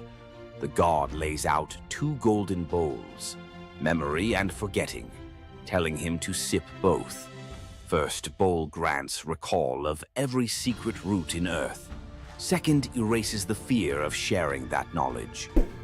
Iamus founds a bloodline of oracles, famed for perfect attendance records at Delphi and Olympia. Even today, locals say a self-sown violet patch near the Alpheus River blooms out of season before big sporting events, Apollo's subtle wink that a prophecy ticket is about to drop. Young healer Melampus saves 2 baby snakes from a plow blade. Nights later, they slither onto his pillow and lick his ears with herbal-coated tongues. He bolts upright, to a cacophony that suddenly makes sense. Sparrows gossip, ants debate tunnel routes, sheep rehearse lullabies. King Protus's daughters are struck with goat hallucinations, stampeding through Argos. Melampus eavesdrops on an oak tree, chuckling with a raven. A draught of hellebore in river foam will still their frenzy. He brews it. 1 sip and royal sanity snaps back. Kingdom cheers. Fee time. Melampus wants 1/3 of the realm. Proetus balks until the cattle low in perfect Greek. He's worth it. Impossible to refuse a bovine referendum. Territory ceded. For generations, Argive herders prop a wooden ear in new barns, a reminder that real leadership might start with understanding what even a beetle has to say. Priest King Aeneas hosts Dionysus and Apollo at a midsummer feast. In gratitude, the gods bless his 3 daughters, Oeno, Spermo, Elais, with hand gestures that turn objects into wine, grain, and oil. Years later, the Achaean armada, en route to Troy anchors at Delos, supplies dangerously low. Aeneas offers help. The daughters flick wrists, and the beach is suddenly a farmer's market. Agamemnon plots to kidnap the miracle caterers for a 10-year war buffet. Dionysus intervenes. With a grape leaf touch, he turns the sisters into doves, free to fly anywhere. Grain, oil, and wine are prayers waiting to be answered. Delian festivals still release 3 white doves at dawn over picnic blankets. Fishermen swear the birds guide them to shoals fat with fish. Proof generosity multiplies even after airborne retirement. If you felt the buzz of bees and the rattle in the dark, hit like, subscribe for more long-form myth dives, and ring the bell so the next chapter arrives before the honey seals shut. Centaurs. Half man, half horse. Heroes or savages? Think you know the full story? Wait until you uncover the darker side of these iconic creatures. Watch till the end to discover what ancient myths don't tell you about the Centaurs. In Greek mythology, Centaurs were seen as both wild and noble beings. They were often depicted as powerful warriors, famous for their strength and skill in battle. But what if the truth behind them was far more sinister than anyone imagined? While some centaurs, like Chiron, were revered for their wisdom and kindness, many others were violent, uncontrollable creatures. These savage centaurs were known for their drunken brawls and uncontrollable rage. The most infamous event? The Battle of the Lapiths and Centaurs, where they fought against the Lapiths during a wedding feast, leading to a massacre of both men and women. Their brutal behavior was more than just a mythological tale. It symbolized the chaos that could occur when civilization collided with the wild, untamed forces of nature. But why did the Greeks depict centaurs this way? Was it a cautionary tale about the dangers of unchecked power and savagery, or a deeper reflection on humanity's struggle between reason and instinct? The darker truth behind the centaur myth might just hold the key to understanding the wild, primal side of ancient Greek culture. Centaurs are more than just mythical beasts. They represent the conflict within us all. If you're fascinated by the hidden truths of ancient myths, don't forget to subscribe for more dark stories from Greek mythology. You thought fairy tales were magical. Think again. The real origins of these classic tales are disturbing, gruesome, and filled with horror. Many of these stories have been sanitized for modern audiences, but their original versions were filled with betrayal, curses, and brutal consequences. From Pinocchio's horrifying fate to the true story of Bluebeard, let's dive into the darker side of fairy tales that history tried to erase. Fairy tales weren't always about happily ever after. Many of them were cautionary tales, warning of real dangers, human cruelty, and supernatural horrors. 1. The original Pinocchio, a gruesome fate. Before Disney made him a lovable puppet, Carlo Collodi's original Pinocchio was a terrifying little troublemaker. Instead of learning his lesson, he was hanged from a tree by a group of bandits, left to suffocate as a punishment for his misdeeds. 2. Bluebeard, the serial killer's tale. Bluebeard was not a misunderstood nobleman. He was a full-blown serial killer. In Charles Perrault's version, Bluebeard marries multiple women and forbids them from entering one locked room. When his latest wife disobeys, she discovers the corpses of his past wives, hanging from hooks. He nearly kills her too, but she's saved at the last second by her brothers. Some believe this gruesome tale was inspired by real-life figures like Gilles de Rais, a nobleman convicted of horrific crimes. 3. The Pied Piper, a tale of mass disappearance. The Pied Piper of Hamelin was not just about a man who played music to lead away rats. He also took the children. In some versions, the town refuses to pay him for his services, so he takes revenge by luring all of their children into a cave, where they are never seen again. Historians believe this could be based on a real event, where an entire group of children from Hamelin mysteriously vanished in the Middle Ages. 4. Rumpelstiltskin, a vengeful trickster. In the original versions of Rumpelstiltskin, when the young queen guesses his name, he doesn't just leave. He flies into a rage so intense that he tears himself in half. In some versions, he stomps on the ground in fury, falling into a pit and disappearing forever. His obsession with taking the queen's child has led some to believe he wasn't just a trickster, but something far darker. 5. The Robber Bridegroom, a wedding night nightmare. This lesser-known grim tale tells the story of a young woman forced to marry a wealthy man. Suspicious of her husband-to-be, she follows him to his home, only to discover that he and his band of robbers murder and eat women. She watches in horror as they butcher a young girl, cutting her into pieces. Luckily, she escapes and exposes them, leading to their execution. 6. The Juniper Tree, a tale of cannibalism and revenge. One of the most horrifying grim fairy tales, The Juniper Tree tells of a stepmother who decapitates her stepson, cooks his body, and feeds it to his unsuspecting father. The boy's sister buries his bones under a juniper tree, and from the tree the boy returns as a vengeful spirit, transforming into a bird and dropping a millstone on his stepmother, crushing her to death. 7. The Girl Without Hands, a story of betrayal and survival. In this disturbing fairy tale, a poor man accidentally sells his daughter to the devil in exchange for wealth. When she resists the devil's temptations, her own father chops off her hands to fulfill the bargain. Eventually, she escapes, gains magical silver hands, and finds a happier fate, but not before enduring unimaginable suffering. Why were these stories so disturbing? Fairy tales weren't just for children. They were warnings, morality lessons, and sometimes outright horror stories meant to instill fear and obedience. Over time, many of them were altered, softened, or rewritten to make them more acceptable. Which of these dark fairy tales shocked you the most? Want to uncover more forgotten stories and chilling legends?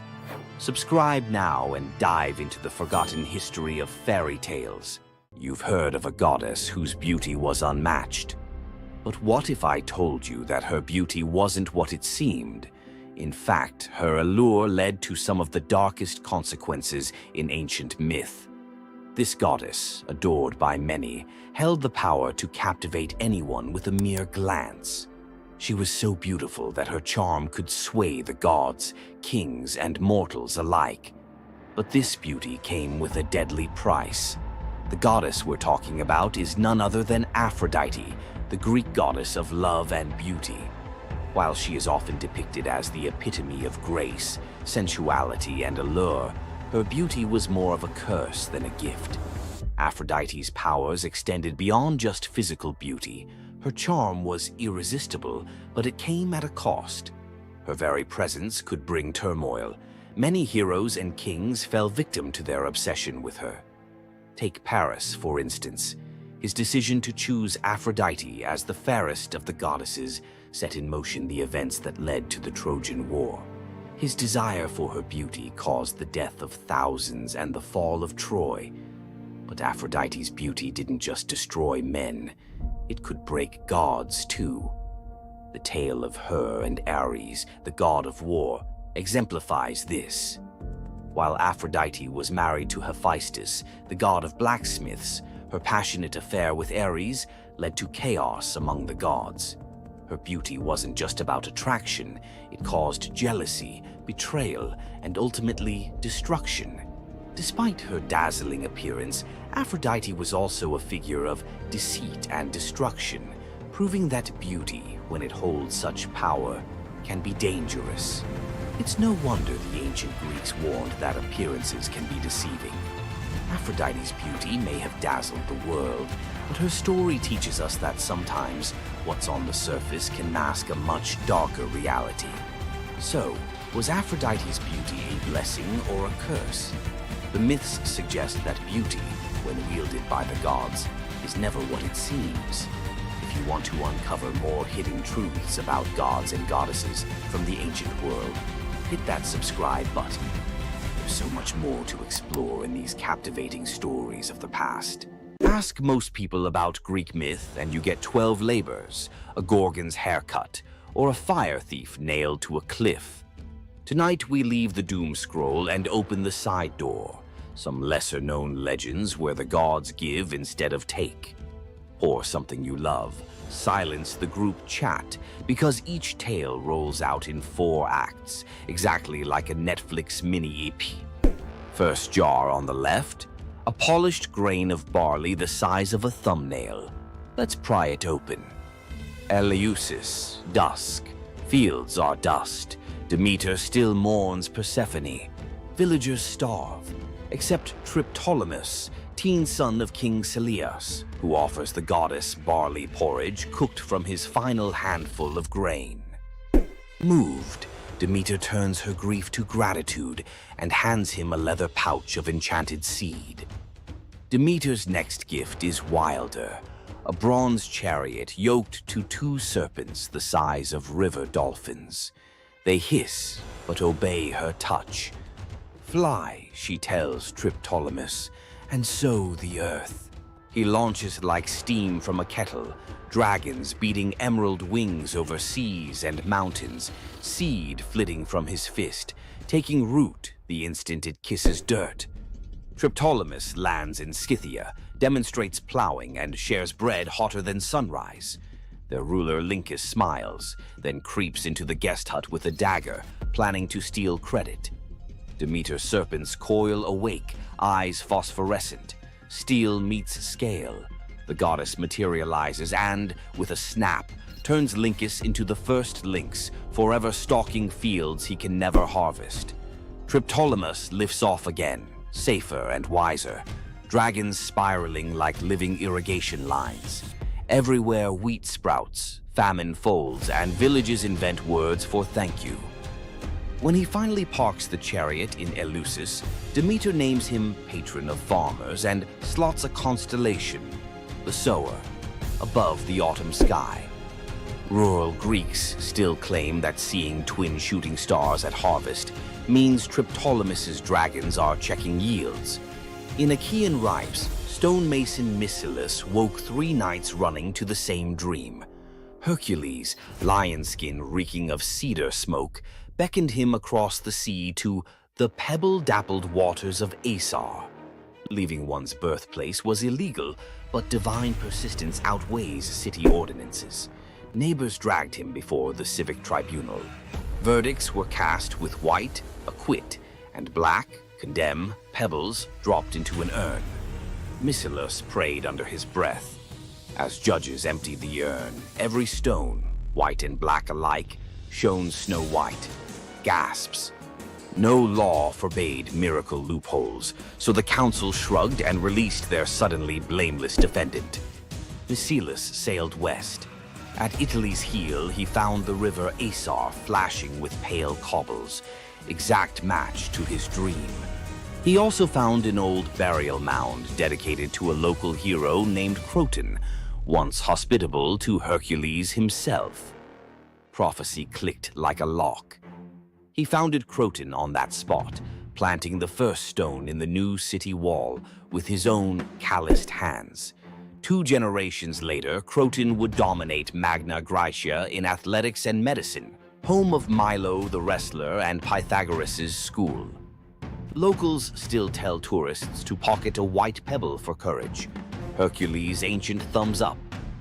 On Crete, baby Zeus hides from Cronus inside the Idaean cave.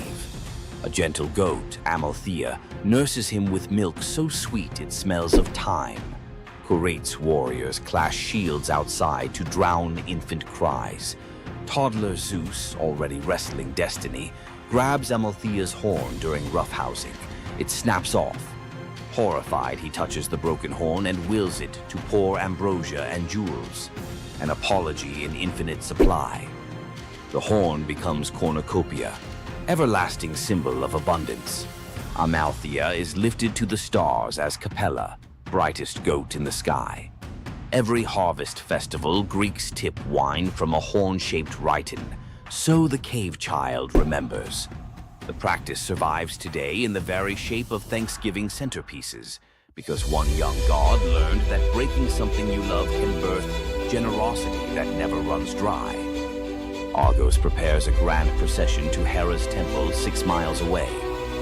Oxen assigned to pull the gilded cart of Priestess Sidip, aka Mole or Awol. Her sons, athletes Cleobis and Biton, lock eyes and shrug. Where are the oxen today? They yoke themselves, veins corded, and drag the 2-ton cart under Mediterranean noon. Crowds scatter petals, sweat rains on marble road.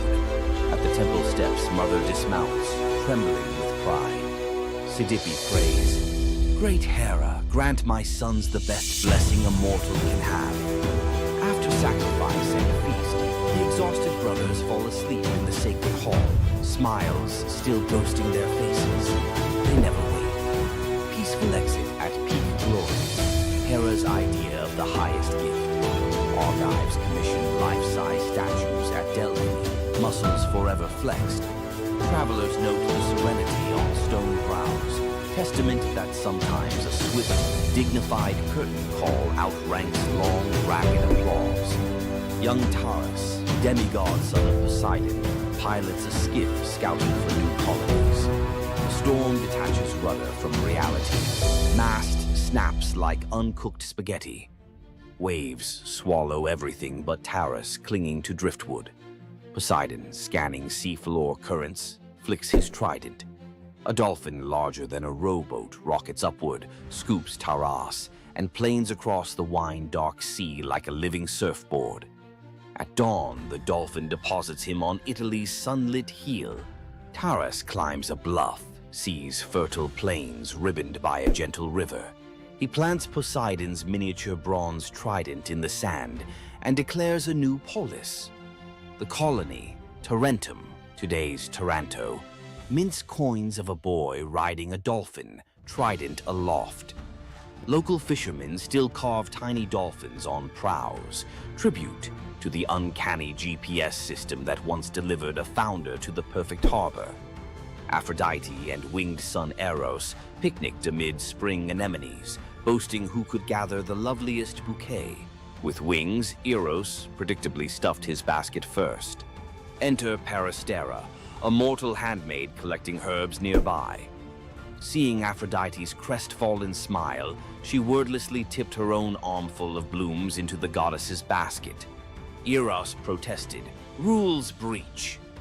Aphrodite just laughed, victory fragrant in her arms. Jealousy and Cupid's arrows share barbs. Eros flicked one tiny dart and poof, Peristera shrank into downy white feathers. Aphrodite scooped up the bewildered bird, whispering apologies and protection. Peristera, now a dove, gained a new language of coos and cloud-high freedom. The goddess decreed doves sacred henceforth, harbingers of peace and liaisons for lovers. From Cyprus to Corinth, newlyweds release white doves, so their first horizon carries Peristera's gift. Help your friends win, and you may end up airborne, emblematic, and forever cherished by a goddess who remembers favors. Cretan teenager Epimenides entered a cave seeking a stray lamb. Cool air lulled him into a nap on soft moss. When he stepped back into sunlight, the lamb was a weather-bleached skull, and his town looked upgraded. He'd slept 57 years. Word of the time traveler raced to Athens, then reeling under plague and factional strife. They summoned Epimenides. He prescribed symbolic spring water baths for citizens and a cleansing of unjust murder cases, the world's first state-sanctioned amnesty. He also ringed the city with incense-burning altars to the unknown god, appeasing whichever deity felt snubbed. Within a year, the plague receded, civic tempers cooled. Grateful Athenians offered gold. Epimenides accepted only vines for his Cretan temple, proof that sleep had taught him value over price. Legends credit him with tweaking the Greek lunar calendar and penning riddling prophecies. Even today, Cretan shepherds warn drowsy companions, "Nap too long in a sacred cave, you'll wake up a consultant." Aristaeus, son of Apollo and huntress Cyrene, loved tinkering. Olives here, cheese there. When shepherds complained of wild honey going rancid, Aristaeus studied bees like living alchemy. Nymph tutors taught smoke calming and linen veils. Soon, Aristaeus produced honey rumored to heal fevers. Even Olympians craved his combs. One blistering summer, disease wiped out his hives. Desperate, he consulted shape-shifting Proteus, who advised a strange remedy. Sacrifice 4 bulls and leave their carcasses sealed. From decay rose new swarms, robust and disease-proof, the mythical origin of begonia, or bee birth. Greek farmers copied the ritual symbolically with perfumed ox hides draped over empty hives at spring equinox. Aristaeus planted thyme to flavor future honey, invented the first clay smoker, and dedicated his success to the seasonal Etesian winds, ensuring cool breezes helped the bees cap wax perfectly. Modern beekeepers in Greece still call a sudden helpful wind Aristaeus's breath. Zeus and Hermes, disguised as dusty travelers, canvassed a Phrygian village for lodging. Gold door mansions slammed shut. Only an aged, poor couple, Baucis and Philemon, welcomed them into a mud brick hut. They served cabbage soup, pork scraps, and local wine. Mid-pour, Baucis noticed the jug stayed full. Eyes widened. Guests revealed divine light. The couple's first instinct? Ask the gods to spare their nasty neighbors if possible. Mercy before schadenfreude, classy. The village morphed into a marsh. The hut blossomed into marble columns. Zeus offered any reward. They chose to be temple keepers and to die together. Years later, as breath slowed, bark crept over their skin. Philemon an oak, Baucis a linden, branches intertwined over the temple forecourt. Travelers claim the twin trunks still rustle blessings on strangers who share food with drifters.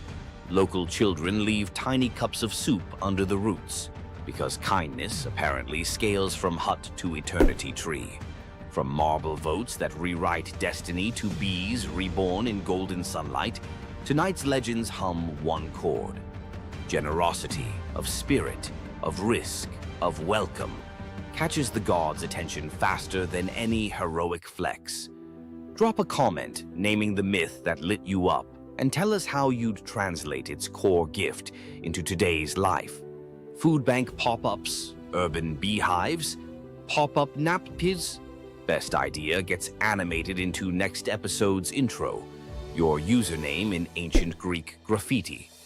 If tonight rekindled your sense that the universe sometimes rewards the generous, like the video, subscribe for more secret corridors of myth and tap the bell so the algorithm's dolphin swims our next story straight to you. Until then, keep a white pebble in your pocket, a spare bouquet for a stranger, and an ear attuned to wind that maybe, just maybe, started in a very old apiary. Welcome back, lore hunters. Tonight I'm unwrapping some myths that slip through the cracks of pop culture, tales so rich you could live in them for weeks. Let the veils fall. Old Phaon hauled passengers between Lesbos and Asia Minor in a skiff patched more than a beggar's coat. One dusk he carried an aged woman for free when storms canceled the rich man's coin. She touched his wrist, her skin warmed like sunrise. That crone revealed herself as Aphrodite. Payment: an alabaster jar of rose-scented balm. Phaon rubbed a dab on his temples. Waves reflected a new face, jaw sharp, curls ink black. Word of the god-veined ferryman blitzed across isles. Queens queued for night voyages. Fame fed on humility until none was left. Phaon mocked old lovers, hiked his fares, painted his hull with gold leaf. Aphrodite, hearing temple incense now dedicated to Phaon instead of herself, revisited, this time as a scarred sailor claiming poverty. Rebuked, she cursed the balm to invert. Every admiring gaze would now age him a year. By next moon, the once idol looked like driftwood. He vanished, some say into the strait's whirlpool, others into a hermit cave. Poets still swear his ghostly skiff appears on starless nights. If you board, you arrive at dawn a decade older, pockets full of rose petals that rot before noon. Queen Althea of Calydon screamed through her labor as the hearth fire hissed. From the embers a coal spat out, a single firebrand the length of a dagger. The fates appeared, scissors glinting. Lachesis measured the newborn's life against that coal. Clotho whispered, when the wood is ash, the boy is dust. Althea snatched the brand, quenched it in a silver urn, and hid it under her bed. The baby, Meleager, grew into a spear god in the training yard. None but his mother guessed why storms seemed to pause for him. Years later, Artemis loosed a boar monstrous as a siege tower to punish King Oeneus for a skipped sacrifice. Hunters from every Greek polis gathered. Meleager led, eyes bright as forge fire. Among the heroes strode Atalanta, swift, lethal, and female, an affront to the older princes. In the thicket, Atalanta's arrow struck first blood. Meleager's spear finished the beast. He offered her the pelt. Male egos erupted. Two of Meleager's uncles drew blades. Meleager defended the huntress, slaying his own kin. Word sprinted ahead of him to the palace. Althea collapsed at news her brothers lay dead by her son's hand. Grief wrestled prophecy in her chest. Shaking, she fetched the firebrand, lit a torch, and held both over the brazier. Her love warred her rage for 9 heartbeats. On the 10th, she let the wood slip. Miles away, Meleager felt his marrow ignite. He dropped mid-stride, armor ringing like a funeral bell. At the palace hearth, the brand hissed its last and fell to gray powder. Althea watched the flakes swirl, then walked into the flames herself. In Calydon, they still say, whatever a mother births, her fire can reclaim. Young Cyparissus roamed Chios with a bronze shepherd's crook taller than himself. Apollo, idling in mortal disguise, gifted the boy a tame stag crowned with ivory antlers. It followed him like sunrise follows dawn. One blistering noon, flies tormented the stag. Cyparissus, meaning only mercy, aimed his javelin to shoo them. The tip glanced off a stone, pierced soft flank. The deer collapsed, breath misting blood. Cyparissus dropped beside it, sobs carving caverns in his throat. Apollo arrived to heal, lyre weeping gold notes. But the boy refused salvation for himself. He begged, give me a grief that never dries, so I remember him forever. Clouds boiled violet, the ground drank color from his sandals upward. Where Cyparissus knelt now stands the first cypress, trunk straight as a spear of mourning, sap weeping resin tears. Greeks plant the tree in graveyards because its roots plunge only downward, never sideways, like a grief that refuses distraction. On summer nights, hunters claim the wind through cypress needles sounds like antlers brushing the sky. Athens hailed Cephalus and Procris as couple of the century. He an expert hunter, she a devotee of Artemis. As wedding gift, the goddess sent 2 marvels. Lalaps, a hound fated to catch any quarry, and a spear destined never to miss. One morning, Cephalus rested from the chase and sang to the breeze, calling it Nephele, sweet comfort. The dawn goddess Eos, eavesdropping, snatched him skyward, offering immortality. He pined for Procris. Eos scoffed, she'll betray you. Suspicion slid under his skin like splintered arrow reeds. Cephalus returned in disguise, bribing servants to hint Procris had strayed. At twilight, she arrived in the woods, masked, to spy on him first. Hearing rustle, Cephalus loosed the divine spear toward the sound. It cannot miss. The mask tore away, Procris's eyes wide as shattering glass. She fell against his chest, whispering only, The breeze, remember? Cephalus buried her on Mount Hymettus, pinned the fatal spear beside the grave, and leashed Laiolaps there eternally. Some nights, hikers see a spectral dog chase a phantom hare in circles that never close, while a jealous wind mutters the name Nephele through the pines. Poor farmer Ligdus told his pregnant wife, if the child is female, exposure must follow. Dowries ruin paupers. Desperate Telethusa prayed to Isis. The goddess appeared, golden-winged. Bear the child, raise her as son. Baby Iphis arrived. They bound her chest, taught her spearcraft, named her heir. At 13, Iphis was betrothed to radiant Ianthe, who adored her future husband. Iphis loved her too, but carried a secret that tore her apart. Nights she begged Isis, either unmake love or unmake lie. Eve of the wedding, Iphis roamed the temple till exhaustion. At midnight, statue eyes flashed, muscle quaked under skin, voice dropped like falling figs. When dawn trumpets blew, Iphis emerged, broad-shouldered, jaw square, still wearing mother's hopes, but now truth-shaped. Ceremony erupted in double amazement. A father spared from murder, a bride gaining the groom her heart already knew, a city given a living parable that gods can edit, flesh the way poets edit verse. On anniversaries, Crete's couples exchange braided veils, symbol that love may bend rules when petitioned with courage. Satyr-blooded Ampelus dazzled Dionysus, youth swagger, curls like grape tendrils. He rode a bull through vineyards, boasting he was braver than the god. Dionysus, half teasing, half testing, sent a gadfly. The bull bucked. Ampelus flew, spine meeting earth with a wet crack. Thunderclouds curdled purple. Grief-stricken, the god plucked the corpse's heartbeat, planted it. From ribs sprouted twisting vines, from fingers curling shoots. First grapes. He fermented their juice with tears, naming the wine Ampelosios, the taste of regret.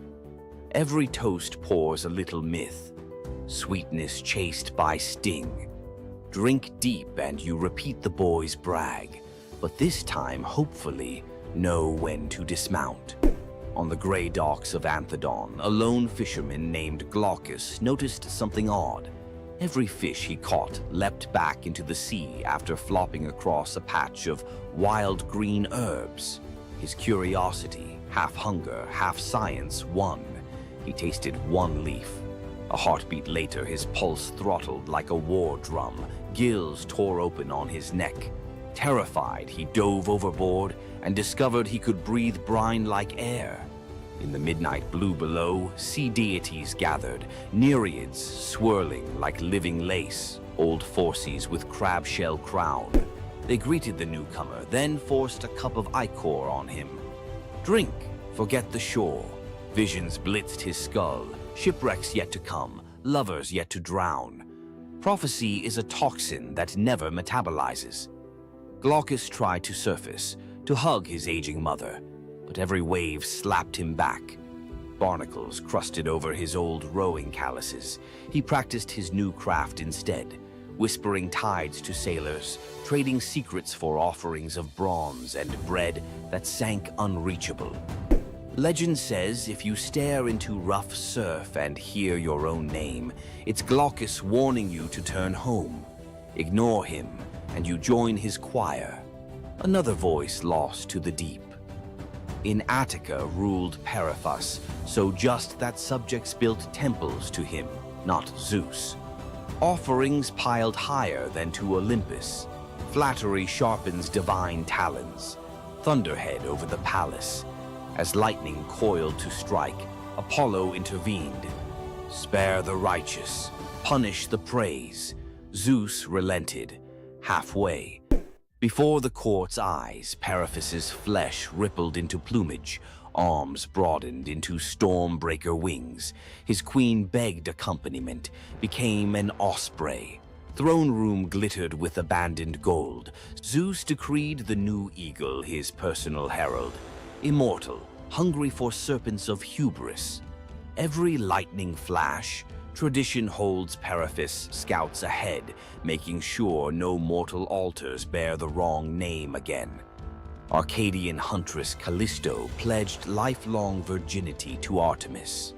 Oaths echo loudest in forest silence. Zeus, disguised as Artemis, tricked Callisto when her secret pregnancy showed. The real goddess burned with double fury, betrayed and impersonated. Artemis transformed the girl into a shaggy bear. Callisto's newborn, Arcus, left human. Years later, on a hunt, Arcus drew bow at the lunging bear, unaware it was his mother. Zeus intervened, flinging both into the sky as Ursa Major and Ursa Minor. They circle Polaris forever, never touching, an eternal near miss engraved in stars. Notice how each story spins one spindle. Desire collides with destiny, and form shatters. Greek myth isn't merely about gods showing off, it's about limits. And the instant you cross them, reality melts and recools into shapes that remember the crime. Which of tonight's transformations branded you hardest? Firebrand, spear, cypress, rose curse, or braided veil? Write its name in the comments, but add one line. If this myth were my life lesson, I'd finish the sentence. Best confession gets read on next episode. Immortal as any Greek hero. Slap that like if you felt the heat of Meleager's log or the sea spray of Phaon's oars. Subscribe and ring the bell so the algorithm threads your name into our next tapestry. Remember, stories are sparks. Hold them too lightly and they fade. Grip them too hard and they burn. Find your balance. See you in the weave. Athena, the goddess of wisdom, war, and strategy, was one of the most powerful deities in Greek mythology. Feared by enemies, honored by heroes, and even challenging Zeus himself, Athena's legacy shaped legends, wars, and the very foundations of civilization. But was she truly a goddess of justice, or was there a darker side to her wisdom? Let's dive into the real story of Athena. Athena wasn't born like other gods. She burst fully grown from Zeus's head, armed with a spear and shield, a goddess of war and wisdom from the very start. But her story is more than just divine power. It's one of strategy, conflict, and influence that shaped the Greek world. The protector of heroes, Athena wasn't just a warrior. She was a tactician, a guide, and the ultimate ally to heroes. She helped Odysseus outwit the gods, gave Perseus the shield to defeat Medusa, and was the unseen force behind many Greek victories.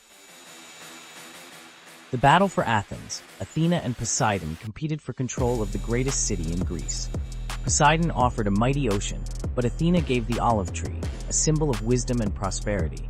The people chose her gift, and Athens was named in her honor. The merciless judge? Athena may have been wise, but was she just? When Medusa was assaulted in her temple, Athena didn't punish Poseidon, she punished Medusa, turning her into a monster. Later, she created the first court of law, showing her power wasn't just in battle, it was in justice, law, and politics. Wisdom and war, always balanced. Unlike Ares, the god of chaos and bloodshed, Athena's warfare was tactical, calculated, and precise.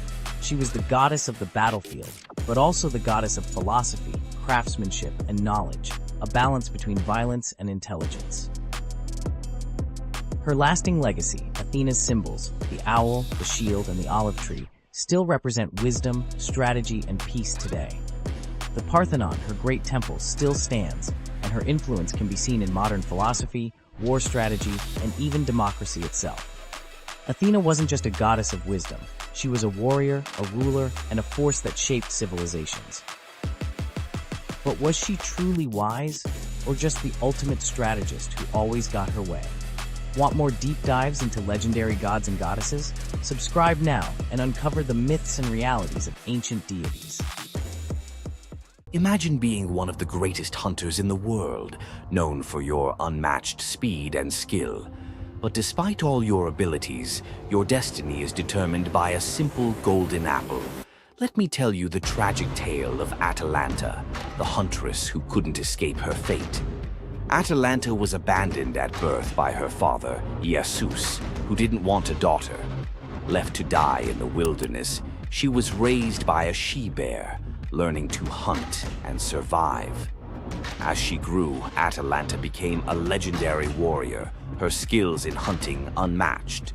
But no matter how great she became, she could never escape one thing: her prophecy. A prophecy foretold that Atalanta would only marry a man who could outrun her in a race. As the years went by, many suitors came, eager to win her hand. But Atalanta, fiercely independent, defeated them all. Her speed was unbeatable, and no man could match her skill. Then came Medea, a brave hero who had heard of Atalanta's strength and beauty. Unlike the others, he didn't boast about his abilities. Instead, he came prepared with a plan. Medea, knowing Atalanta's curse, asked the goddess Aphrodite for help. She granted him 3 golden apples, which he used to distract Atalanta during their race. As Atalanta raced ahead, confident of her victory, Medea tossed the apples one by one in her path. The golden apples were so beautiful, they distracted Atalanta just enough to slow her down. In the end, Medea won the race, and Atalanta was forced to marry him, despite her reluctance to give up her independence. But the story doesn't end in happiness. Atalanta and Medea's marriage was plagued with regret. Atalanta, still driven by her need for freedom, felt trapped by the very love she couldn't escape. And in the end, Medea, whose destiny was also marked by the gods, tragically died before she could ever truly be free. Atalanta's story is a tale of love, fate, and the clash between personal destiny and desire. Despite her unmatched strength and independence, her fate was sealed by love, and her story remains a tragic reminder of how even the most powerful can be brought down by what they cannot control. If Atalanta's bittersweet story of fate and love left you in awe, subscribe for more untold Greek myths and the heroes who shaped the ancient world. Imagine having a wish so powerful that everything you touch turns to gold. Sounds like a dream, right? But for King Midas, this dream turned into a nightmare. Let's dive into his tragic story. Once upon a time, King Midas ruled over a prosperous kingdom known for his wealth and opulence. But Midas wasn't just content with riches. He wanted more. He wished for the ability to turn anything he touched into gold. One day, the god Dionysus appeared before him and, impressed by Midas's devotion, granted him the wish. At first, Midas was overjoyed. Everything he touched, his food, his treasures, his furniture, transformed into gold. His wealth grew beyond imagination, and his joy knew no bounds. But soon, Midas realized the curse of his wish. He touched a rose, gold. He touched his food, gold. Desperate for a meal, he tried to drink water, gold. In horror, Midas realized that even his daughter, whom he loved dearly, turned into a lifeless golden statue when he touched her. Furious with the consequences of his greed, Midas begged Dionysus for mercy. The god, seeing the king's suffering, told him to wash in the river Pactolus. And in that moment, Midas's golden touch was taken away. The river's waters, now imbued with Midas's curse, carried gold downstream, forever tainting the land. King Midas's story is a reminder that greed often blinds us to the consequences of our desires. His once prized gift became his greatest curse, teaching us that not all treasures are worth the price. If King Midas's tale of power and greed left you thinking, make sure to subscribe for more epic Greek myths and their timeless lessons. Stay tuned for more stories of fate, love, and the gods' wrath. Ever wondered what it would be like to walk through the ancient world and encounter mythical creatures from Greek mythology? Get ready to meet the beasts that shaped legends. In Greek mythology, creatures were more than just beasts. They were symbols of the forces of nature, God's will, and humanity's struggle with the unknown. From the terrifying Minotaur lurking in the labyrinth to the mesmerizing sirens luring sailors to their doom, these creatures were as captivating as they were dangerous. The mighty Hydra, with its multiple heads that regrew each time they were cut off, was a symbol of unstoppable power.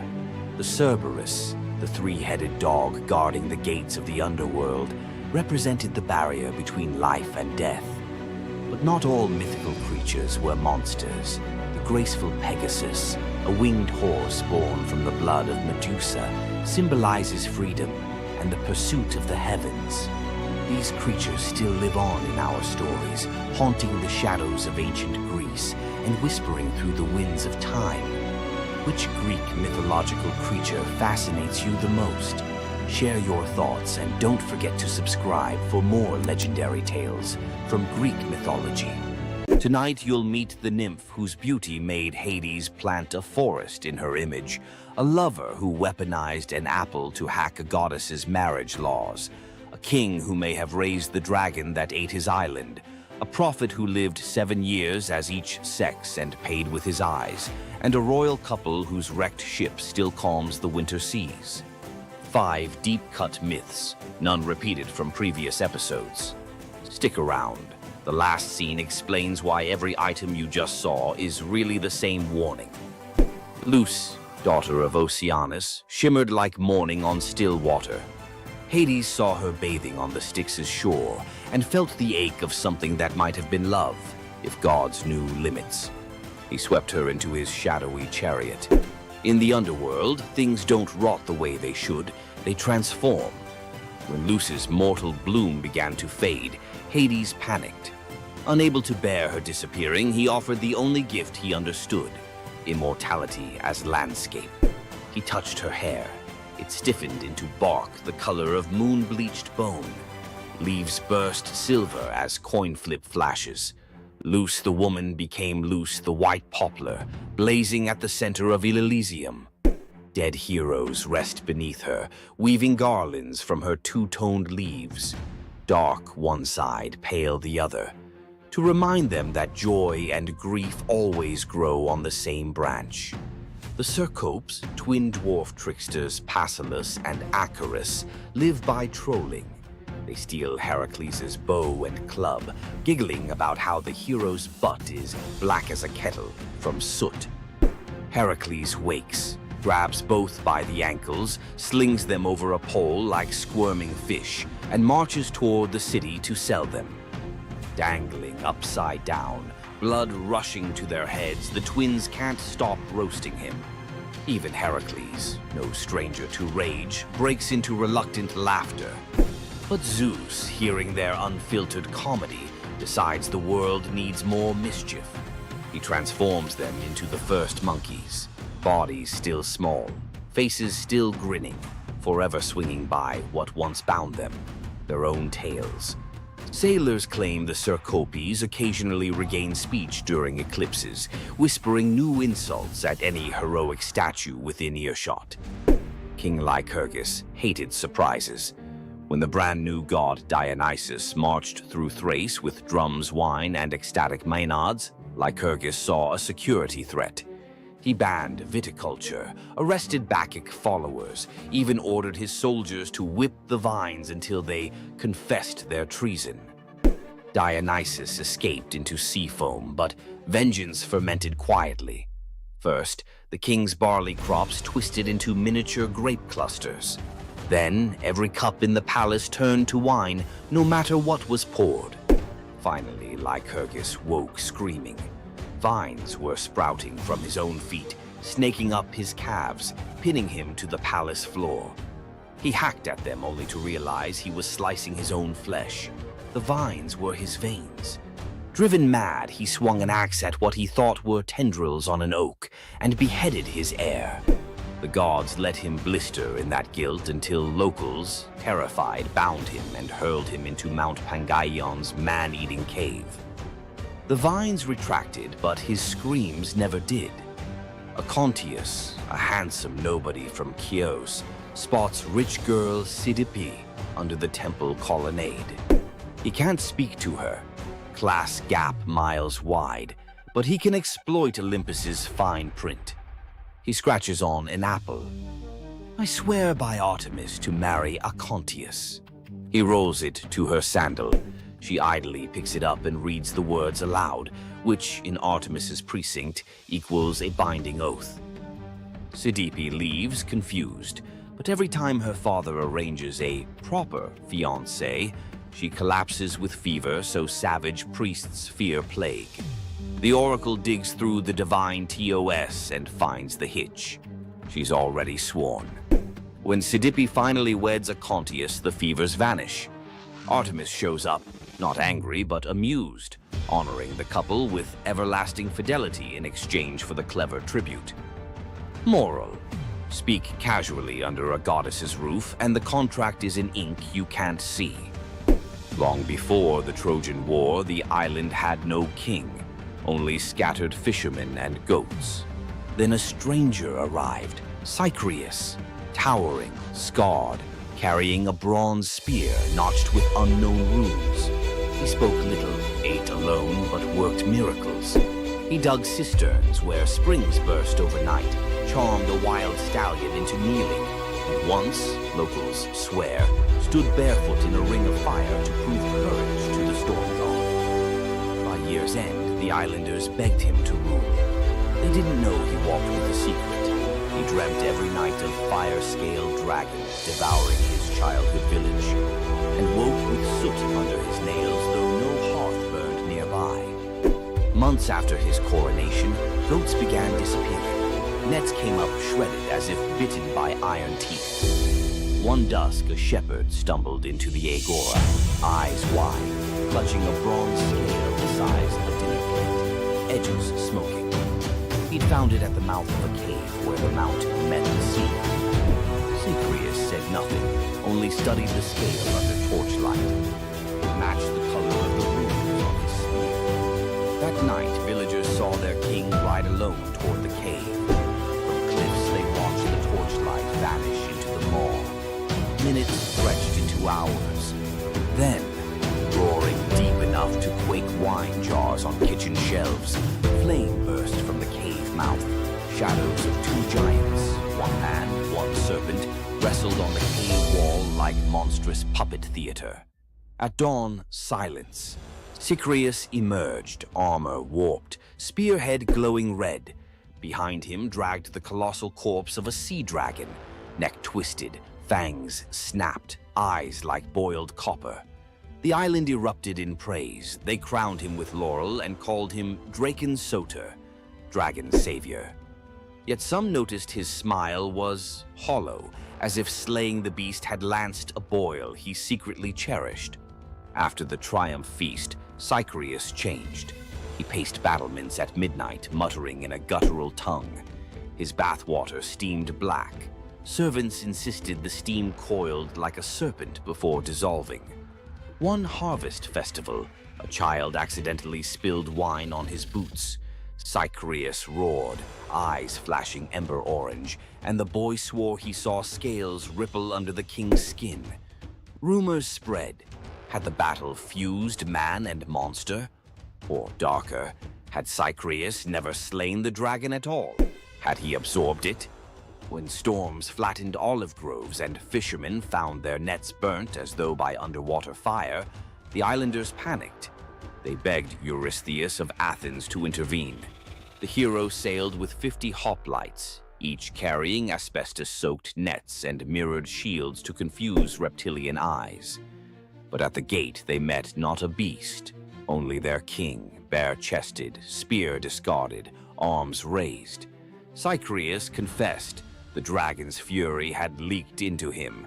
He'd battled it outside and now battled it within, losing ground each night. "Bind me or burn me," he said. Eurystheus chose mercy darker than execution, exile. He ferried Cycreus to Eleusis, gift-wrapping the cursed king for the goddess Demeter, whose own grief could understand corrupted power. Demeter accepted, appointing Cycreus as guardian of her holy processions, his inner fire now repurposed to ward off all lesser threats. As Cycreus' ship slipped away, islanders swore the shoreline hissed, not from waves, but from a dragon's whisper receding with its unwilling host. Salamis kept the dragon's bronze scales nailed above city gates for centuries, tarnished mirrors reminding every leader, conquer your monsters, yes, but never wear their skins. Power taken from terror carries terror's seed. When rage becomes crown, abdication may be salvation. Young hunter Tiresias strikes the snakes with his staff. Hera curses him into a woman for 7 years. He marries, bears children, learns the loom songs of grief men never hear. 7 winters later, he meets the serpents again, carefully steps over them, spell breaks. He's male once more. Later, Zeus and Hera bicker. Who enjoys love more, man or woman? They drag Tiresias in as data point. He sides with Zeus. Women feel 9 times the pleasure. Hera, furious, blinds him. Zeus, guilt-struck, gifts prophecy and a lifespan of 7 generations. Thus, the greatest seer of Thebes walks the tightrope of fate without eyesight, yet clearer vision than any living soul. It's said he chuckled on his deathbed. Blind, I've seen 2 worlds, inside and out. King Ceyx sails to consult an oracle. Wife Alcyone prays he waits for calmer weather. He doesn't. Zeus, annoyed that Ceyx invoked him too often in casual oaths, hurls a thunderstorm that swallows the ship. Ceyx's spirit, soaked and shivering, begs Iris to carry a goodbye. Sleep god Morpheus impersonates Ceyx's drowned corpse in Alcyone's dream. She wakes screaming, runs to the surf. There's the real body, ghost pale in foam. In raw despair, she leaps after him. The gods, pierced by this double plunge, morph the lovers midair into halcyon birds, kingfishers with royal blue backs. To let their floating nest survive, Zeus stills the winter seas for 14 days every January. Sailors call it the halcyon days, when storms bank their rage and even grief takes a coffee break. Which transformation slapped hardest? Tree, oath, dragon, gender shift, or bird? Hit the comments. Smash like. If you'll think twice before reading random fruit out loud, subscribe for next week's plunge into the 3 mortals who blackmailed the fates. And ring that bell. Unlike Zeus's thunder, it won't roast you for imposter syndrome. See you in the halcyon calm. Everything for love, only to be betrayed by the one you trusted most. In the Greek myth of Medea, love led to ultimate revenge, and the consequences were deadly. Let's dive into this tragic tale. Medea, a sorceress of immense power, fell in love with Jason, the leader of the Argonauts, when he came to her homeland seeking help. Medea, who was deeply in love with him, used her magic to aid him in his quest for the Golden Fleece. She betrayed her own family, murdered her brother, and helped Jason achieve his goal, all out of love for him. Once Jason had the fleece, Medea fled with him to Greece, where they started a life together. But as time went on,